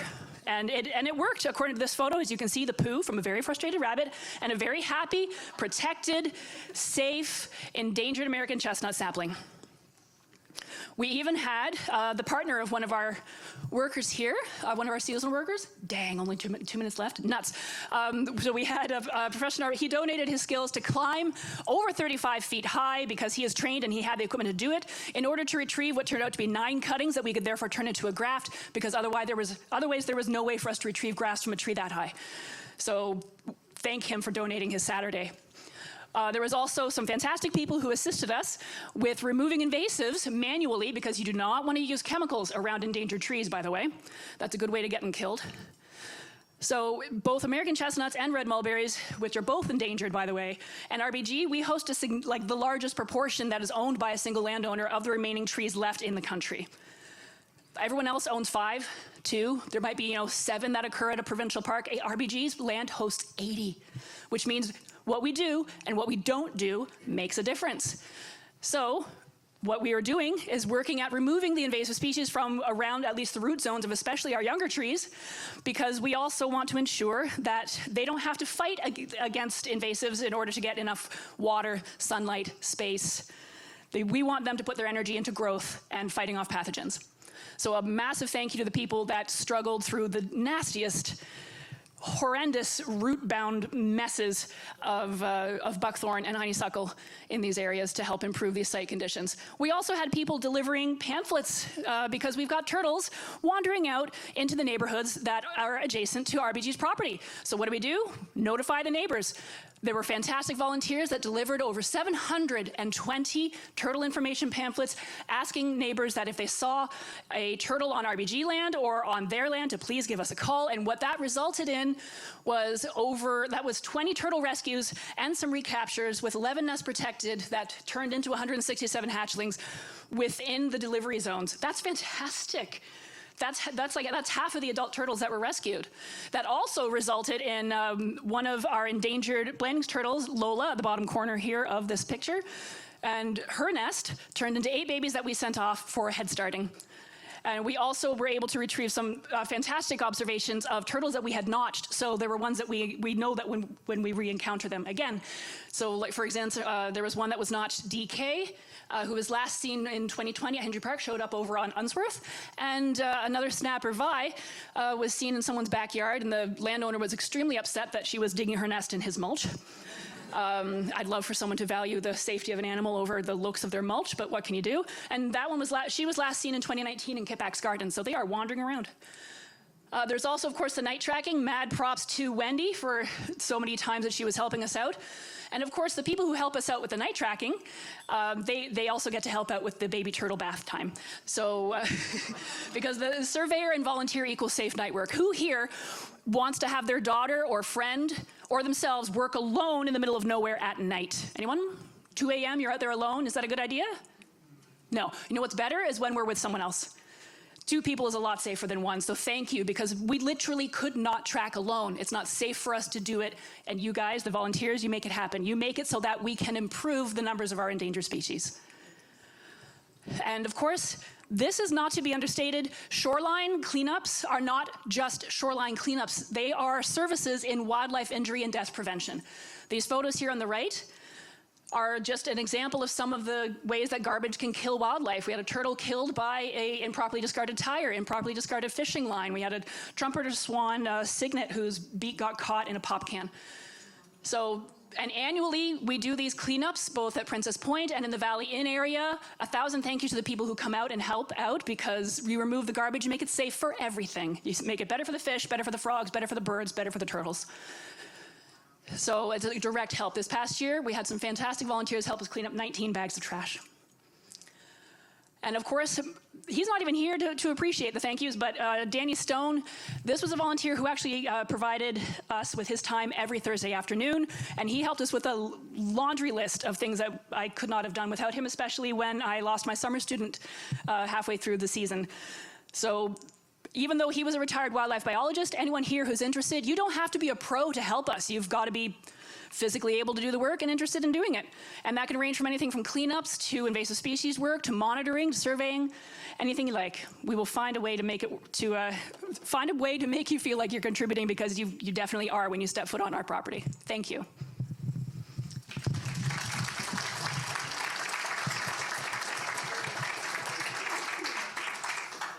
Very good, very good. Lots going on out there, lots. Lexi's in the back if you want to be a volunteer. Step 1. Any questions, though, for Sarah? We saw a couple of plants, a couple of turtles. Any Coffee. questions online? No? Coffee time and break, bathroom break. That's where we're at. We'll see you in 10, 15 minutes.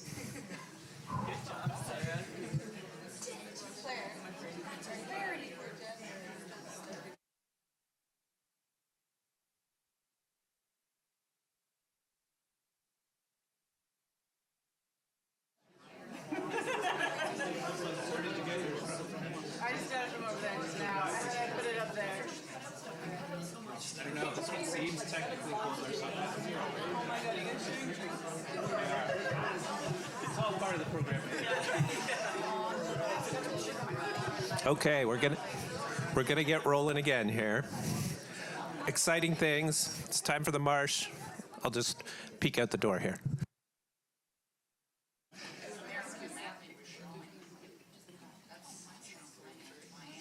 All right, good news. Everybody's in. That's not your first slide either, is it? We'll back that up. We're cheating. So we're moving on to the state of Coots Paradise Marsh in particular. I'm going the wrong way. There, that's slide one.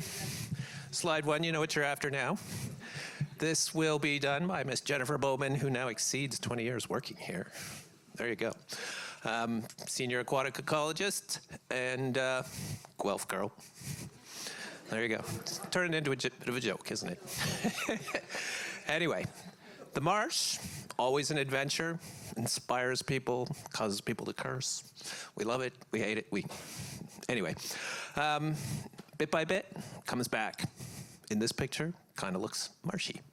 We'll see what Jen has to say. Thanks, Tys. I'll make sure people can hear me. Okay, so Jennifer Bowman, like Tys mentioned, I've been here looking at restoring this marsh for 20 years now, so seeing quite the change, mostly positive. It's like bouncing a ball in an elevator. Lots of up and downs, but generally positive trends. So I'm going to talk about water quality and the habitat, which is the plants. Kind of sets the tone for my intern's presentation, when she's going to talk about the exciting stuff, which is the fish and amphibians. I had this problem before. Maybe it's just slow. Okay. So we started the year, we didn't have too much snowpack. Everyone remember 2023 was kind of a mild winter. So we measure our water quality through the growing season, beginning of May to the end of September. And we take note of when we get our storm events. This year we had 3. And one of them was really significant. These are storm events that lined up with our water quality measurement. So we had a measurement just after that major storm we had. So there was 12 millimeters of rain, but I think the impacts were still lingering. And at the lake level, so these are rivermouth marshes, we get impacts from the lake level management that happens in Lake Ontario. It's managed by a dam, Saunders Dam, at the mouth of St. Lawrence. So this year we tracked pretty closely to the long-term average. Last year we were above the average quite significantly, but this year we were quite lower and actually below the average for part of the summer, which helps us with our planting. So we had great water to start the year. The headwaters were full of clean, cool water that supplied Coots with lovely water. It was actually looked tannic in the marsh, first time I'd ever seen that. And we didn't have too many storms right at the beginning in May, so it led good conditions for getting our plants going. They really need that clean water in May. We hit our high water mark in July this year, so it was quite late, but then we kept with just below the average. So it was a low water level for the fall. Most people saw lots of mud flats. That's very typical of Coots. It's a shallow system.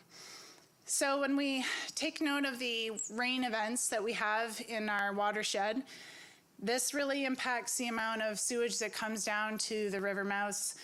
We are located near urban centers, so we have Hamilton, we have Burlington close by.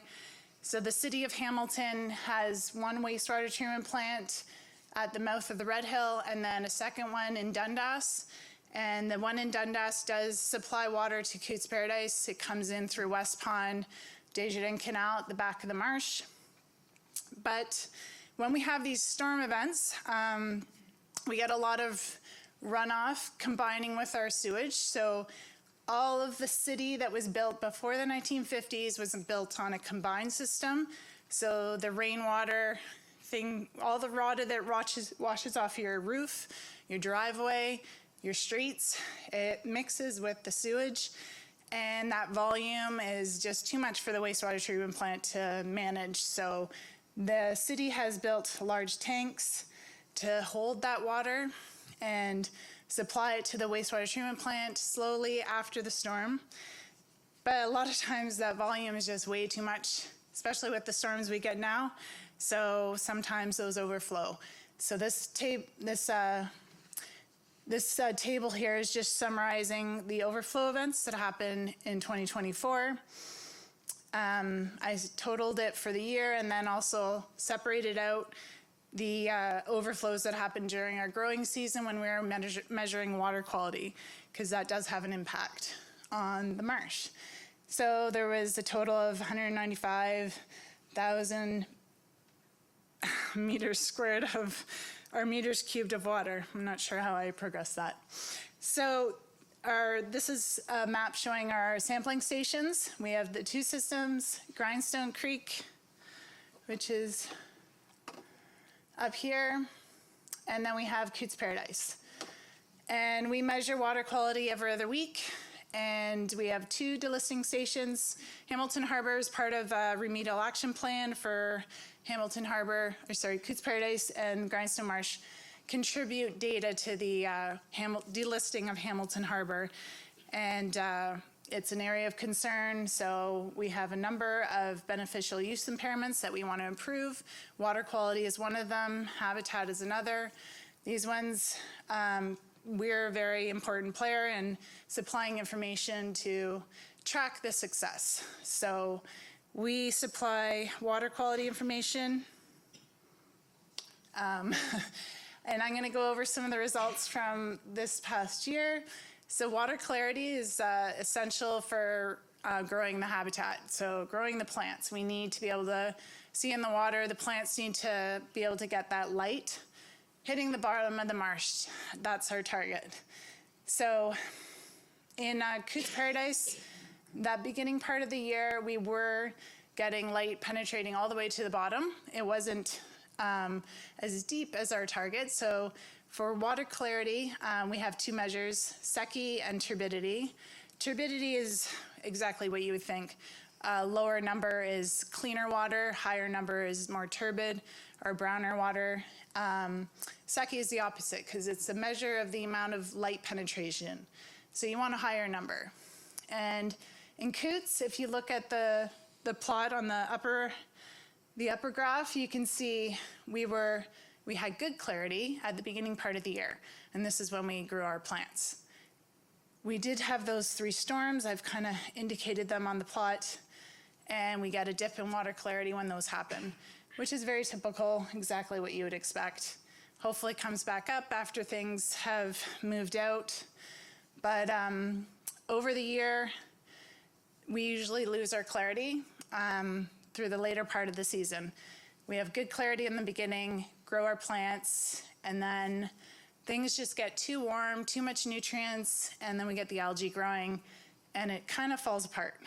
That's kind of been the trend that we've seen in Coots. So Grindstone, our other system, we don't have any carp management in that system, so we don't see much of a trend. I've plotted Grindstone in the green, and most of the time you can see it's kind of all over the place. But in Coots, this one for phosphorus, this is one of our nutrients that we track. It's usually bound quite tightly to sediment, so when sediment comes up, phosphorus comes up as well. It's usually a limiting nutrient, so when we get the phosphorus in the water, that allows the algae to grow, the plants. If we can keep it below a certain level, we'll get a system dominated by plants, not algae, which is what we want. And that red bar there is our target, so we're trying to keep levels below that, which will allow us to dominate our system with plants, I think. So the beginning part of the year, we had low nutrients in Coots. Those plants were growing, and we got that good coverage that you can see an image in the bottom there. The opposite is in Digit and Canal, typical. Through the summer, we get lots of filamentous algae growing and poor clarity. Suspended solids is a measure of sediment in the water column, and we don't want too much sediment. It will cloud up the water, increases that turbidity. The plants can't get light to grow. It also can settle on eggs and suffocate amphibian or fish eggs. And it can also just deposit in the marsh and bury the seed bank. It also settles on the plants and kind of impacts them as well. So for suspended solids, we're often meeting our target in coots. And in grindstone, we had a couple samples that were meeting those targets. But like I mentioned, the grindstone system where our delisting station is quite shallow. There's a lot of fill that's been deposited over the years. It's really easily suspended, and it's open to the harbor, so there are carp that use that system. So looking at the trends in water quality over the year, this is a water quality index that the Canadian Council of Ministry of Environment has produced, and we can measure kind of just a step back and look at the water quality as a whole and get an indication of where we're at. Generally, we're not where we want to be. We want to be up closer to that good level, and we've been tracking close to between poor and marginal. Lots of up and downs, and but generally the trend for coots is towards better water quality, and in grindstone it's a little bit more muddled. There's not really much of a trend there, but we're not doing any active restoration in that system, so in that that part of the system. So this year in 2024 we did some sediment sampling. We measured nutrients and heavy metals in the sediment. We took these samples in November, and there's a lot of information on this slide, but basically the heavy metals were not too high. We have a couple measures for understanding the levels, a lowest effect level and a severe effect level. So the lowest effect level is sediment that's considered clean to marginally polluted, whereas a severe effect level is sediment that's considered heavily polluted. So I've indicated those levels on those two plots there. But the heavy metals were across the board above the lowest effect level for copper and zinc, and no sites were above the severe effect level. So that's good, but we'll have to keep an eye on a couple of them. For nutrients is really the part that coots and grindstone are suffering in for their sediment, where there's lots of nutrients that are tied in with the sediment, phosphorus and nitrogen. So for nitrogen, we saw an increase in the levels basically at all of the sites, except for two of them, our delisting sites. And it was even a twofold increase for most of the sites from our last sampling year, which was 2013. So we're not really sure why it increased so much and the impact that's having on the system. It's particularly TKN that we saw that really high spike in. So TKN's an indicator of sewage usually. And phosphorus, we saw an increase at most of our sites, except for the sites closer to the wastewater treatment plant in Dundas. So we have the canal and West Pond, where we have been keeping an eye on the nutrients. The phosphorus in particular has been very high. We've seen very high levels in the canal that are above the severe effect level, and we've known that for a few years. And it remains above the severe effect level, so we're actually in conversation with the city about doing some mitigation there, because we're looking at improving the water quality coming in from the wastewater treatment plant, and we wouldn't want to spend all that money and then not mitigate the soils, which can be offloading. So we want to do something to prevent that from happening. Okay, so on to vegetation. Okay, so we have the two systems, grindstone and coots. And our vegetation monitoring, we monitor the meadow marsh, the emergent marsh, and the submergent marsh community. meadow marsh and the emergent marsh don't change too much year to year, so we don't measure them every year. The submergent marsh is very variable, so it really depends on the year, the water quality, the water levels that we get, so it fluctuates quite a lot. And in Grindstone, our target is to have 40 hectares of vegetation in our system. We're about halfway there, so some improvements still needed.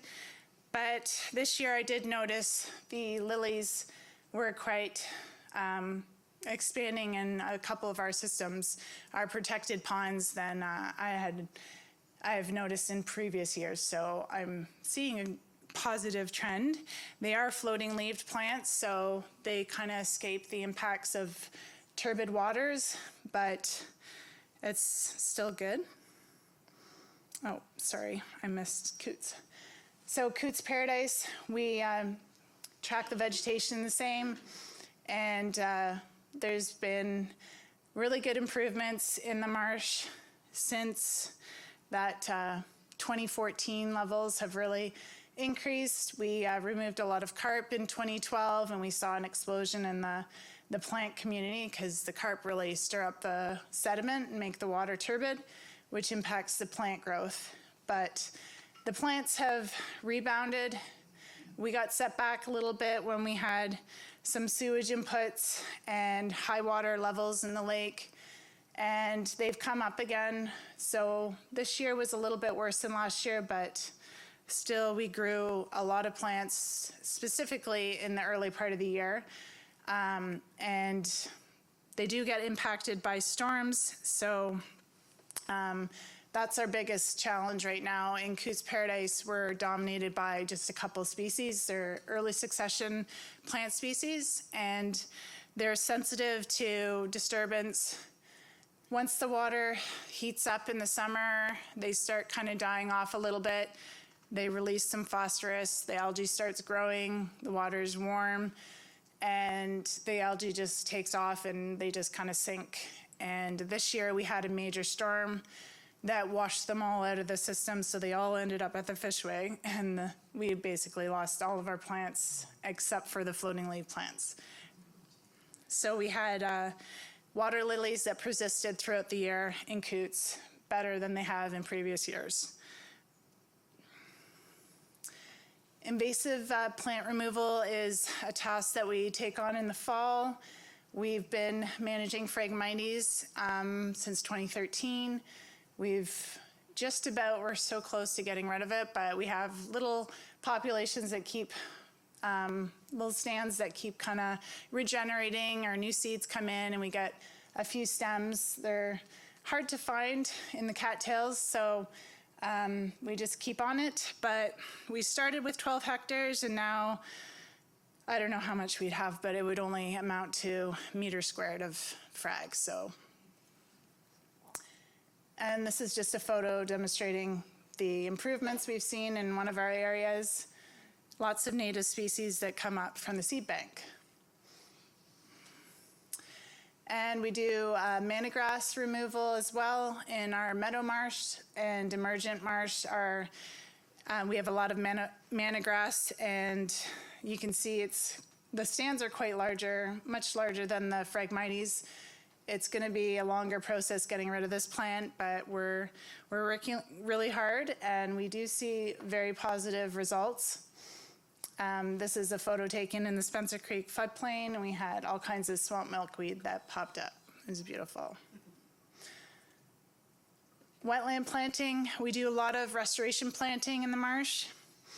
And Coots this year, we planted over 14,000 plants. It's crazy. Most of them are cattails. We have a couple projects where we're really trying to expand the emergent marsh. And in Grindstone, we planted over 1,000 plants. Mostly shoreline stabilization projects and just establishing new species in Grindstone. One of our main projects in Coots to really help contain stormwater in our systems, because we're at the mouth, we can't really it's really, we get the water that comes to us and we have to deal with it. So we're trying to rebuild our creek channels that we've lost to help keep that stormwater contained so it doesn't mix with the entire system. And in Coots, we're doing that with plantings. So we started a new method in last year, adding some posts and Christmas trees to create a bit of a barrier first, and then that's kind of taking the place of our fencing, our temporary fencing, and this is something we can just leave out. It's also acting as a sediment trap, and it also provides habitat. And the plants are doing quite well behind it. So we planted over 8,000 plants in the Delta. And in Grindstone, we use mostly Christmas trees in our berms. And a lot of the plants are coming up on their own now that they have some sediment being deposited, and the creek banks are showing lots of vegetation growth now. And one of our side projects for establishing new species in the marsh is we do wild rice restoration. This is a species that would have been dominant back a long time. It has a lot of heritage, and it's very important for Indigenous people. They would collect it, and it's food for lots of animals as well. So we've been working for a long time to try and restore it. It's quite variable. Lots of things like to eat it, so we have to protect it. And we've started using more woody enclosures. So you might have seen these around in the marsh. We get a lot of questions about what they are, but just trying to protect our wild rice. And that's it.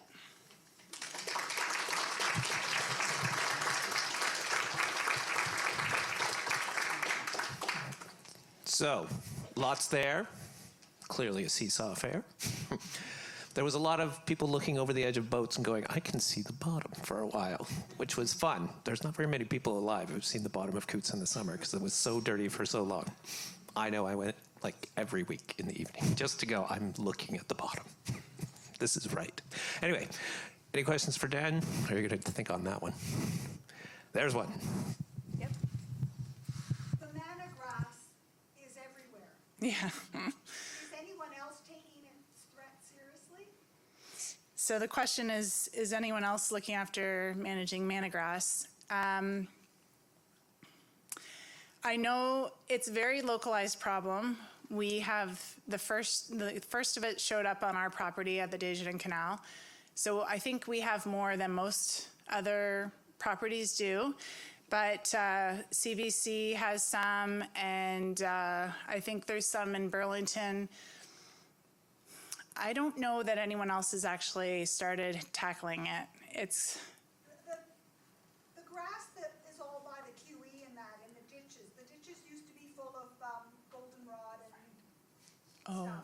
Now it's a big grass, and you can see as you go along the QE, all those little ponds that used to be all cattails, they're all this grass. Yeah. Is that not manna grass? No, that's not manna grass. That's Phragmites. It's Phragmites. Yeah, so that's the other species we've been tackling. So they're not seeming to do anything. There's actually been a lot of uptake in managing Phragmites over even just the past 5 years. So there is a lot more management happening. It's just going to be a little bit slow because there's a lot out there. It's Ontario's worst invasive species. That's what it's been labeled because it's very widespread and very aggressive. So just keep watching. You'll hopefully start seeing them brown up, and that will mean that the ministry is tackling those populations because that's who has to manage them along the highways. Which ministry? Ministry of Transportation, if you're talking about the 400 series highway. But Yes, it's officially on a list of invasive plants of Ontario. It's got programs for it. It does take money, but there's miles of road. It happens to like the salt a little bit. So imagine roadsides, lots of native plants not so happy. A plant that likes the salt, super happy. It's, I can tell you, where's this down on the downstream end? As Jen says, a lot of effort gone into just get rid of it from the marshes, so it's a normal chance at a marsh, just cattails or burreed. I was astounded by how many new ones popped up this year. 50 plus spots, just little spots, but you know they grow 20 feet a year underground, so give them an inch, they take a mile. It's a little tiring. Anyway, definitely one to watch. All right, we're making it to our almost last summary story. This is Aquatic intern, Claire Hanna. She will give us a little story. Fish, better or worse. Fish live in that water, so always an adventure. Amphibians, the ultimate sentinel. How are they doing? Once there was hardly an amphibian in the two marshes at their low point. And by the way, another Guelph girl. Okay, good evening, everyone. Like Tys said, you're almost done. This is the last presentation that's going to have graphs and things, so you're almost there. So, like you mentioned, my name's Claire Hanna, and I'm going to be summarizing the fish and amphibian monitoring from the 2024 season. So for a little bit of context, and where we're starting is at the Coots Paradise Fishway. So you're looking at Coots Paradise or towards Dundas, and the Coots Paradise Fishway was installed in 1996 in an effort to allow native fish to enter the marsh while excluding invasive fish. So we have tons of natives that live out in the lake and in the harbor, and they want to come into Coots Paradise to feed and reproduce. And unfortunately, our invasive fish want to do that as well. So we have common carp, which are our invasive number one, and they have that same idea, but when they go in to feed and reproduce, they are a lot more aggressive. So they like to stir up the bottom of the sediment, and that muddies the water, impacts water clarity and quality, which then negatively impacts our native fish and vegetation.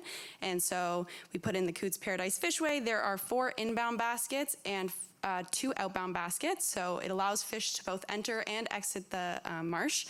We have a 5-centimeter grate system, which means small little fish are able to move freely between the two systems. Sometimes they like to get caught up in the baskets, but it forces larger fish to wait in the baskets until we can sort them. So we're going to zoom in on a basket here. On the left-hand side, you can see that orange-looking thing. That is one of the brushes. So fish swim in there, and they get stuck in the basket. And then depending on the time of the year, we lift that basket 1 to 2 times per day. And when we lift it, we dump it, and then we're able to sort the fish. So if they're native, they're allowed to access the marsh. If they're invasive, we send them back into the harbor. And then we also take a subsample of our populations in an effort to try to figure out how the lake populations of fish are doing, if they have any diseases. We measure and weigh fish. So you can see one of our previous interns in the slide there weighing one of the fish. And from the fishway catch in 2024, we caught 40,125 fish. Of this, large, or what I will call them kind of moving forward, is adult fish. So those are fish that are bigger than 25 centimeters, and they get caught up in the baskets. So we caught 17,073. And of incidental or small fish, those are fish less than 25 centimeters and can swim through that 5-centimeter grate system. We caught 23,052. And of that, in our inbound baskets, so fish trying to gain access to the marsh from the harbor, we caught 12,543. And outbound, fish trying to leave to head back out to the lake, we caught 4,528. So looking at the adult species list for this year, we captured 17 species, of which 4 were invasive. So those are shown in purple on this graph, and I'm going to be referring to them a lot. So that's common carp, goldfish, common carp and goldfish hybrids, and rudd. And one thing that I want to highlight with this slide, we did have a dominance of brown bullhead and white sucker. That's a trend that we see every year, which is great. However, we did notice that some of our top predator populations were a little bit low this year. So bowfin, they're doing great. They're one of our top predators, and they're also our most commonly seen. We had 210 of them, so that's fantastic news. But northern pike, we only had 5 inbound adults, and largemouth bass, we only had 2. And this is a trend that's being seen not just at the Fishway, this is lake-wide, so other organizations that do monitoring work see similar issues. So there is a little bit of concern and keeping an eye out for what those populations are doing. In terms of our catch, so this is over the years from when we first started operating the Fishway in 1996. You can see that carp and hybrids, which are in purple, their numbers have been declining, which is great news. It means that the Fishway is hopefully doing something and by preventing them from being able to get into the marsh and make babies, we're stopping babies and reducing the population. And one thing that we want to keep an eye out is our goldfish and our rudd populations. So these are two newer, we'll call them invasives. And although their populations for adults at the Fishway were lower this year, we definitely want to keep an eye out on them. And in terms of incidental, so again, this is small fish that can go freely between the Fishway, but we do sometimes catch them in our baskets. We had 20 species and 5 were invasive. So the 4 I mentioned before, but then we also have a round goby, which is a small invasive fish. It never gets bigger than even 10 centimeters or 25, let alone. And like the adults, the brown bullhead were the most dominant, and that was followed by goldfish, which is one of our invasives. So something that we're keeping an eye on. Another thing that our team does is prevention and removal of invasives from our marshes. So again, that includes the common carp, the hybrids, goldfish, and rudd. In Coots Paradise, we do this in 3 main ways. So we will go in and we will target if we see a large school of common carp. They stir up the water, make it really muddy. So when we get a nice year like Jen talked about, where the water is really clear, it's obvious to see where those schools are. And then we also deny access to them via the Fishway and the inbound baskets. And then we'll also catch them when they're trying to leave the marsh. So we captured a total of 2,136 adult invasives this year from Coots. And then in Grindstone, we have a couple ponds. Most of them have fish exclusion. However, we do have issues with holes in berm maintenance where invasive fish are able to get in. And we do seasonal removal in those ponds to help improve water quality and clarity in those areas. And this year, with our efforts, we removed 569 adult invasive fish. Now jumping into our Young of the Year fish population monitoring. So we do this monitoring by boat each year. It's an effort to find out how our Young of the Year, or YOY, as I'm going to call them for the rest of my presentation, are doing. And we have 26 sites in Coots Paradise. This year we did 24. The only 2 we weren't able to do was West Pond, just due to low water levels, because we do this monitoring in August. And then we also had 13 sites in Grindstone, and this year we were able to do all of those sites. And in terms of Young of the Year, for species composition, in Coots Paradise, we caught 692 YOY, and that comprised 13 species. One alarming trend that we saw this year is that goldfish made up 72% of that catch. So that means the baby fish that we're getting in the marsh, a lot of them are invasive goldfish. Luckily, right behind that, though, we had bluegill. Those are a native that I'm going to highlight a little bit later. And then common carp, which are invasive again, and brown bullhead. As for Grindstone Marsh, a little bit of a better news story here. So we only caught 284 YOY, but we also do have less transects. So we don't expect to catch as many fish in Grindstone. And this was comprised of 12 species. So we had bluegill at 55%, which is really great news because that's a native fish, like I mentioned. And then common carp, which is our invasive again. And then pumpkin seed, which is also a type of sunfish. And then we also had sunfish species. So these are little fish that are either a bluegill or a pumpkin seed, but they're too small to distinguish the difference, but they're native as well. So it's really good news that out of our 4 most common fish, 3 of them were native. And one thing we also do each year, so we can compare across each area, is we do it based off of the number of sites that we do. And so we have the number of native YOY per site. Traditionally, we actually have clumped natives and invasives together, but it doesn't give us a good idea of how our native population of young fish is actually doing. So this year we separated them out. And in Coots Paradise, we caught 6.75 YOY per site. And this is actually the lowest abundance that we've ever recorded since starting doing e-fishing monitoring. But I want to stress that that's not necessarily a reflection of the habitat that we have here on our property. As I mentioned before, if we see a decline in adult fish in the harbor and in the lake and then in our marsh, it makes sense that we'll then have less babies in the marsh as well. But better news story, in Grindstone ponds, we had a really good number. So we had 32.2 YOY per site, and most of those were comprised of bluegill, as I mentioned. And then in Grindstone Creek and Carroll's Bay, we only had 0.2 YOY per site, which seems really low, but it is a trend that we've seen for a long time. That is an area that doesn't have much habitat that would be conducive to having, the baby fish wouldn't necessarily want to live there. It's generally pretty open and doesn't have a lot of vegetation coverage. And then jumping into invasives, so I scaled these to the same number, so you can see there is a lot less invasives caught per transect, which is really good news for us, and it was a bit of a relief when I graph these. For Coots Paradise, this year we had 22.1 native or invasive YOI per transect, and majority of those were goldfish, as I mentioned. And then in Grindstone Ponds, we had 1.5 YOI per site, and these are protected ponds. And then in Grindstone Creek and Carroll's Bay, which is unprotected, so native or invasive fish can access those areas without any problem, we had 3.68 YOI per site. So after all of that fish talk, one thing I wanted to highlight this year that we saw when we were trying to access one of our planting site was bluegill nests.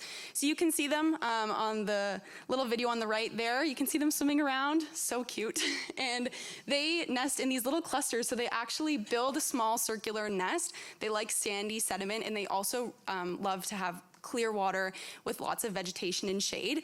And so it's just such an incredible thing to see because it's a native fish, it's reproducing, there's tons of these little clumps. We saw quite a few little clusters along the shore in Coots Paradise. And after all of the years of hard work that our teams put in to try to restore the marsh and make it a place where native fish can reproduce, to actually see something like this happening with our own eyes. You know, Jen's worked here for 20 years, as she mentioned, and she's never seen this before. So it's really positive, and we hope that this is reflected in the future with our YY monitoring, that we're seeing more natives. And last but not least is our amphibian monitoring. So this is volunteer and staff do this monitoring with the Marsh Monitoring Program through Bird Studies Canada, and then we're able to access that data for ourselves. So we have 4 monitoring sites on our property. We have 2 in Coots Paradise, so that's Coots West and then Coots North Shore. And then we also have 2 in Grindstone, which is Grindstone Marsh at Cherry Hill, and then Grindstone West. And we do these surveys after sunset, and they happen 3 times a year. So once in April, once in May, and once in June. So summing these all together, this is a combination of all 3 monitoring events. In Coots Paradise, we heard a total of 129 amphibians calling. Majority of those were on the west side of Coots, and gray tree frogs were the dominant species that we had this year, followed by American toads, green frogs, northern leopard frogs, and spring peepers. And in Grindstone Marsh, we had a total of 68 frogs. I will mention that in both of these locations, we also heard choruses. So in this situation, there's enough frogs that you can't distinguish how many there are. So there are more than that 68, but that's the full number that we got. And in this area, it was split pretty evenly between Grindstone West and in Cherry Hill. And we caught majority were green frogs, so that was 41%, followed by gray tree frogs, spring peepers, chorus frogs, northern leopard frogs, and American toads. So we did have chorus frogs at Grindstone that we did not see at Coots Paradise. And one area that our team wanted to highlight this year was looking at data from President's Pond. So President's Pond is a pond that is located just behind McMaster. So as you're driving down Coots Drive towards Dundas, you'd see it on your right-hand side if you got out of your car and looked down. And that area has been prone to a lot of wildlife and roadside kill, not only for amphibians, but lots of other species. So our team in 2017 implemented a wildlife fence, and we want to see if that implementation has helped our amphibian population, specifically our frogs, in President's Pond. And so we started monitoring in 2016, and since then, there has been a small increase, not a significant one. Again, we're only getting this year, we only had 15 individuals over the 3 monitoring times. So that number is still very low. And so it means that there is probably something else that are impacting these amphibians, because it's a nice pond. There should be more amphibians than what we're seeing there. And that's an area that we definitely want to look a bit more into in the future. And that is all I have for you tonight. Thank you.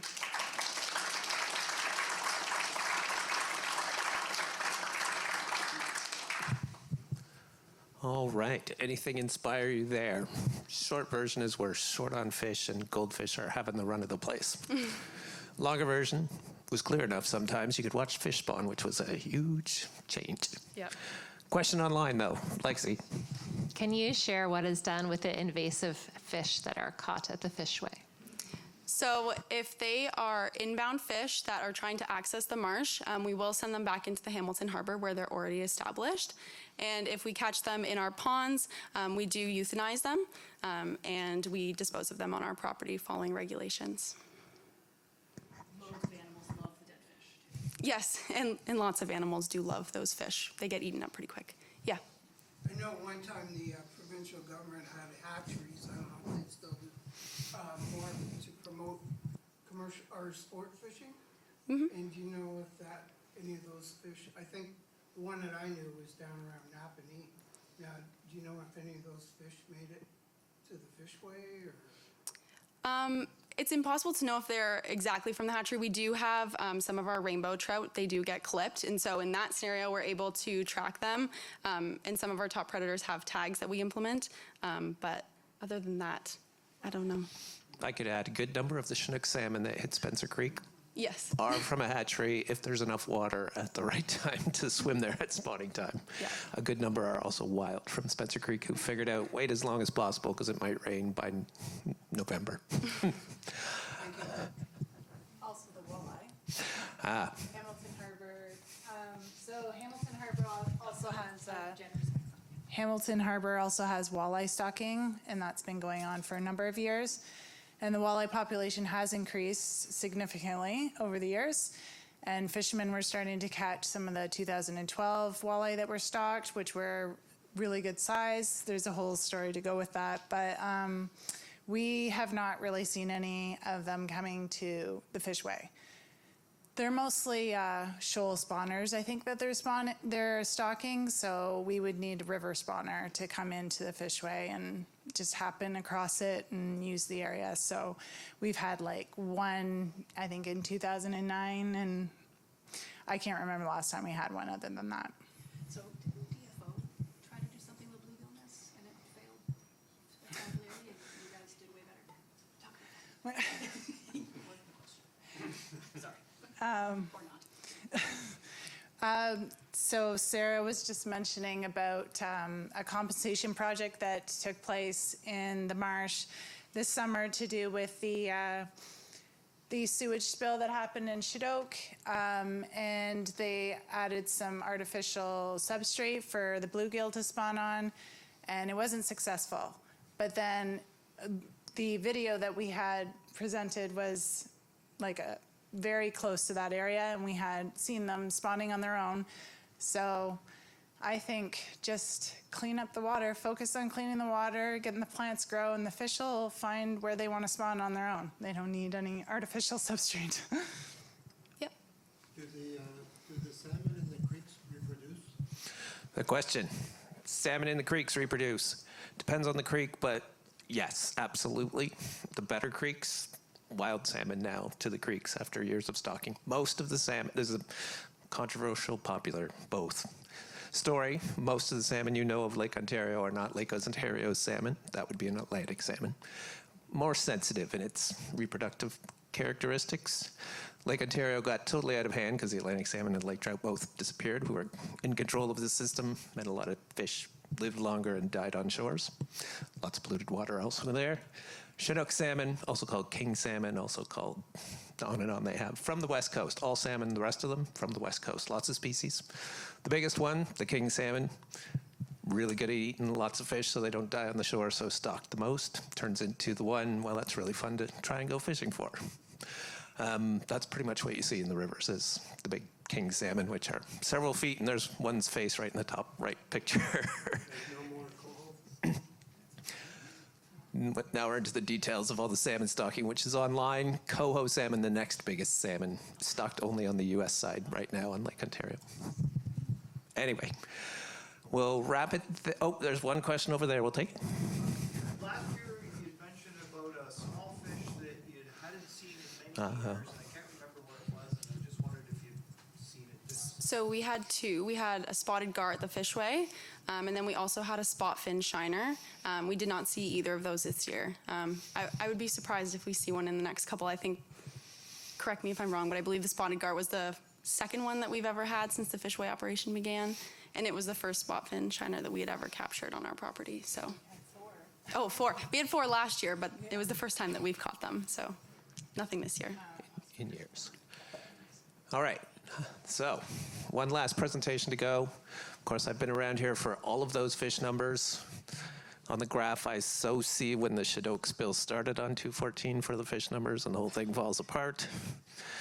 And we just haven't quite turned it around, but maybe a little bit last year. And the fish, of course, big migrations out to the harbor. They have to live through a lot of stuff.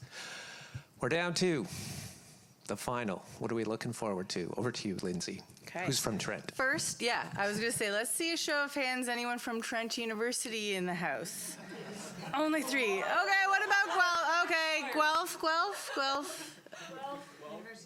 Okay. All right. You win tonight. Okay, well, McMaster. Oh, okay. Well, Guelph and Trent are known for their environmental programs, but I know Mac has some good ones too. Let's go ahead with looking ahead at this year, and I'm going to wrap up with just giving you a little bit of teaser on some projects that we'll be working on. First, we will kick off the spring with another prescribed burn at Princess Point. So we've worked at restoring tallgrass prairie to Princess Point for a number of years now. And a tallgrass prairie is a rare habitat for southern Ontario, and it needs an ecological disturbance to maintain its grassland state. So that ecological disturbance, we as land managers, we provide or prescribe fire to do that. So otherwise, the tallgrass prairie would likely succeed into a forest habitat.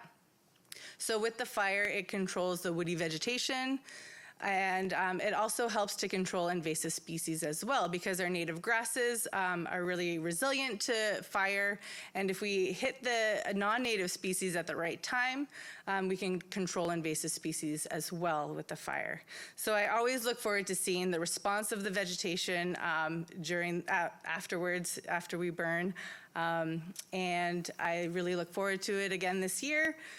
Our burns are controlled by Lands and Forests Consulting. They're prescribed burn specialists. And we don't know the date exactly of when the burn will occur, because it does take a lot of different weather parameters that have to be just perfect in order for us to do a safe and controlled burn. So if you want more information on our burn program and when the burn might occur, please look at our website. Now, we've had a problem with an invasive species, and it's been increasing over the last 10 to 15 years. So this is a magnolia. It's been escaping from our Arboretum magnolia collection, and we've pulled out tens of thousands in the ravines. So this is a problem. We know we need to get ahead of it before it becomes a problem for Ontario. So we've been looking at identifying what magnolia is escaping. We know that it's Magnolia cobus that is part of the culprit, but there could be some hybridization occurring. So we've partnered with the University of Guelph, Adeline Gagnon, and our curator, herbarium curator and field botanist Nadia Cavalin are heading up this program and this test to look at the DNA analysis of the escaped magnolia population and comparing it to DNA analysis from all of the species in our collections. So we've collected about 54 vegetation samples to run DNA testing. So I am looking very much forward to the results from this. It's happening as we speak. So hopefully we can get ahead of this invasion front and be able to fully prevent and control this invasive species from increasing further in our nature sanctuaries. So Sarah did mention the American chestnut recovery, their seed orchard, and it's like Fort Knox out there, right? Like, these are very protected species. They can't escape and nothing can get in. I think as planting lots of trees, we know that the first 3 years are very important for the seedling survival. So I'm really excited to see the results of this. And I know that the information we gain from this project will help further chestnut recovery in Ontario. And then there's the Blandings turtle head starts. It's just so exciting to see. And we released 5 this year, over 25 next year, this year. So gaining, again, critical information for the recovery of the Blandings turtle, and so much information we will be able to gain from tracking these ones. And then there's the Coutts Paradise Marsh recovery. I'm really hoping that we'll see another good year of clear water. If I told you I took this picture in Coots Paradise 5 years ago, I would have been like, no, that's your cottage or something. But no, this was this year, and it's so amazing to see the response of the vegetation when the water becomes clean. And then Jen also mentioned the wild rice conservation. Wild rice needs calm, clean, clear water to thrive, and that's why this plant survival is so important. It's like an indicator for wetland quality. Over the years, I've seen very minimal wild rice patches when I started working here, and I keep seeing more and more every time I get to go out and visit the marsh. So I'm excited for this to continue. And then building forest resilience in a changing climate. And I wanted to highlight that Natural Resources Canada has climate modeling for different various native species to North America. And we're looking closely at this modeling. And there's 4 maps here, and they're different, modeling under different climate scenarios. So this is a range map for the eastern hemlock, one that Genna talked about. And you can see that they're under, let's say, current, mild, medium, and extreme temperature increases. So we're looking at the bottom left. That's about a medium temperature increase in the future. And you can see that the climate, the range of the eastern hemlock, which is in green, has shifted north, yes, north. So we're looking closely at the different native species we have growing on our property, which ones are at risk of maybe changing their ranges, and which ones might be coming up, and which ones might be safe. So this is all going to be incorporated into our restoration process and forest resilient plan. And I wanted to end on a note that highlights all the staff that work in our department. Today you heard from a number of, just a handful of us who work in the Natural Lands Department, but these are all staff who played a role in our nature sanctuaries this year, and I want to give a shout out to our biotechnicians. They keep our trails safe and nice to walk on. They also operate the fishway and do so much more. And then a number of interns pass through our staff each year, and we do get help from other departments such as Natty Cavlin, who's our field botanist. She helps us identify plants. And I wanted to just quickly, I know it's a little bit of a sad note, but we did lose a dear colleague this year, Jim Pringle. He was our plant taxonomist. He was a helpful guide and mentor. Whenever we got stuck with a difficult plant ID, Jim would be there to help us work through it. He'd be the voice of reason. And he'd just be like, well, you just don't have enough plant material to be able to identify this plant. So just, it's fine, give up, forget about it, move on. And I show him here at one of our pie potlucks, and he was always there for the potluck, and it was always great to visit him when we had one. He always championed our work and encouraged us to share the information that we gained through our experiences. So thank you for listening today, and I hope you leave here tonight having learned a little bit more about the ecosystems at RBG. So thank you very much.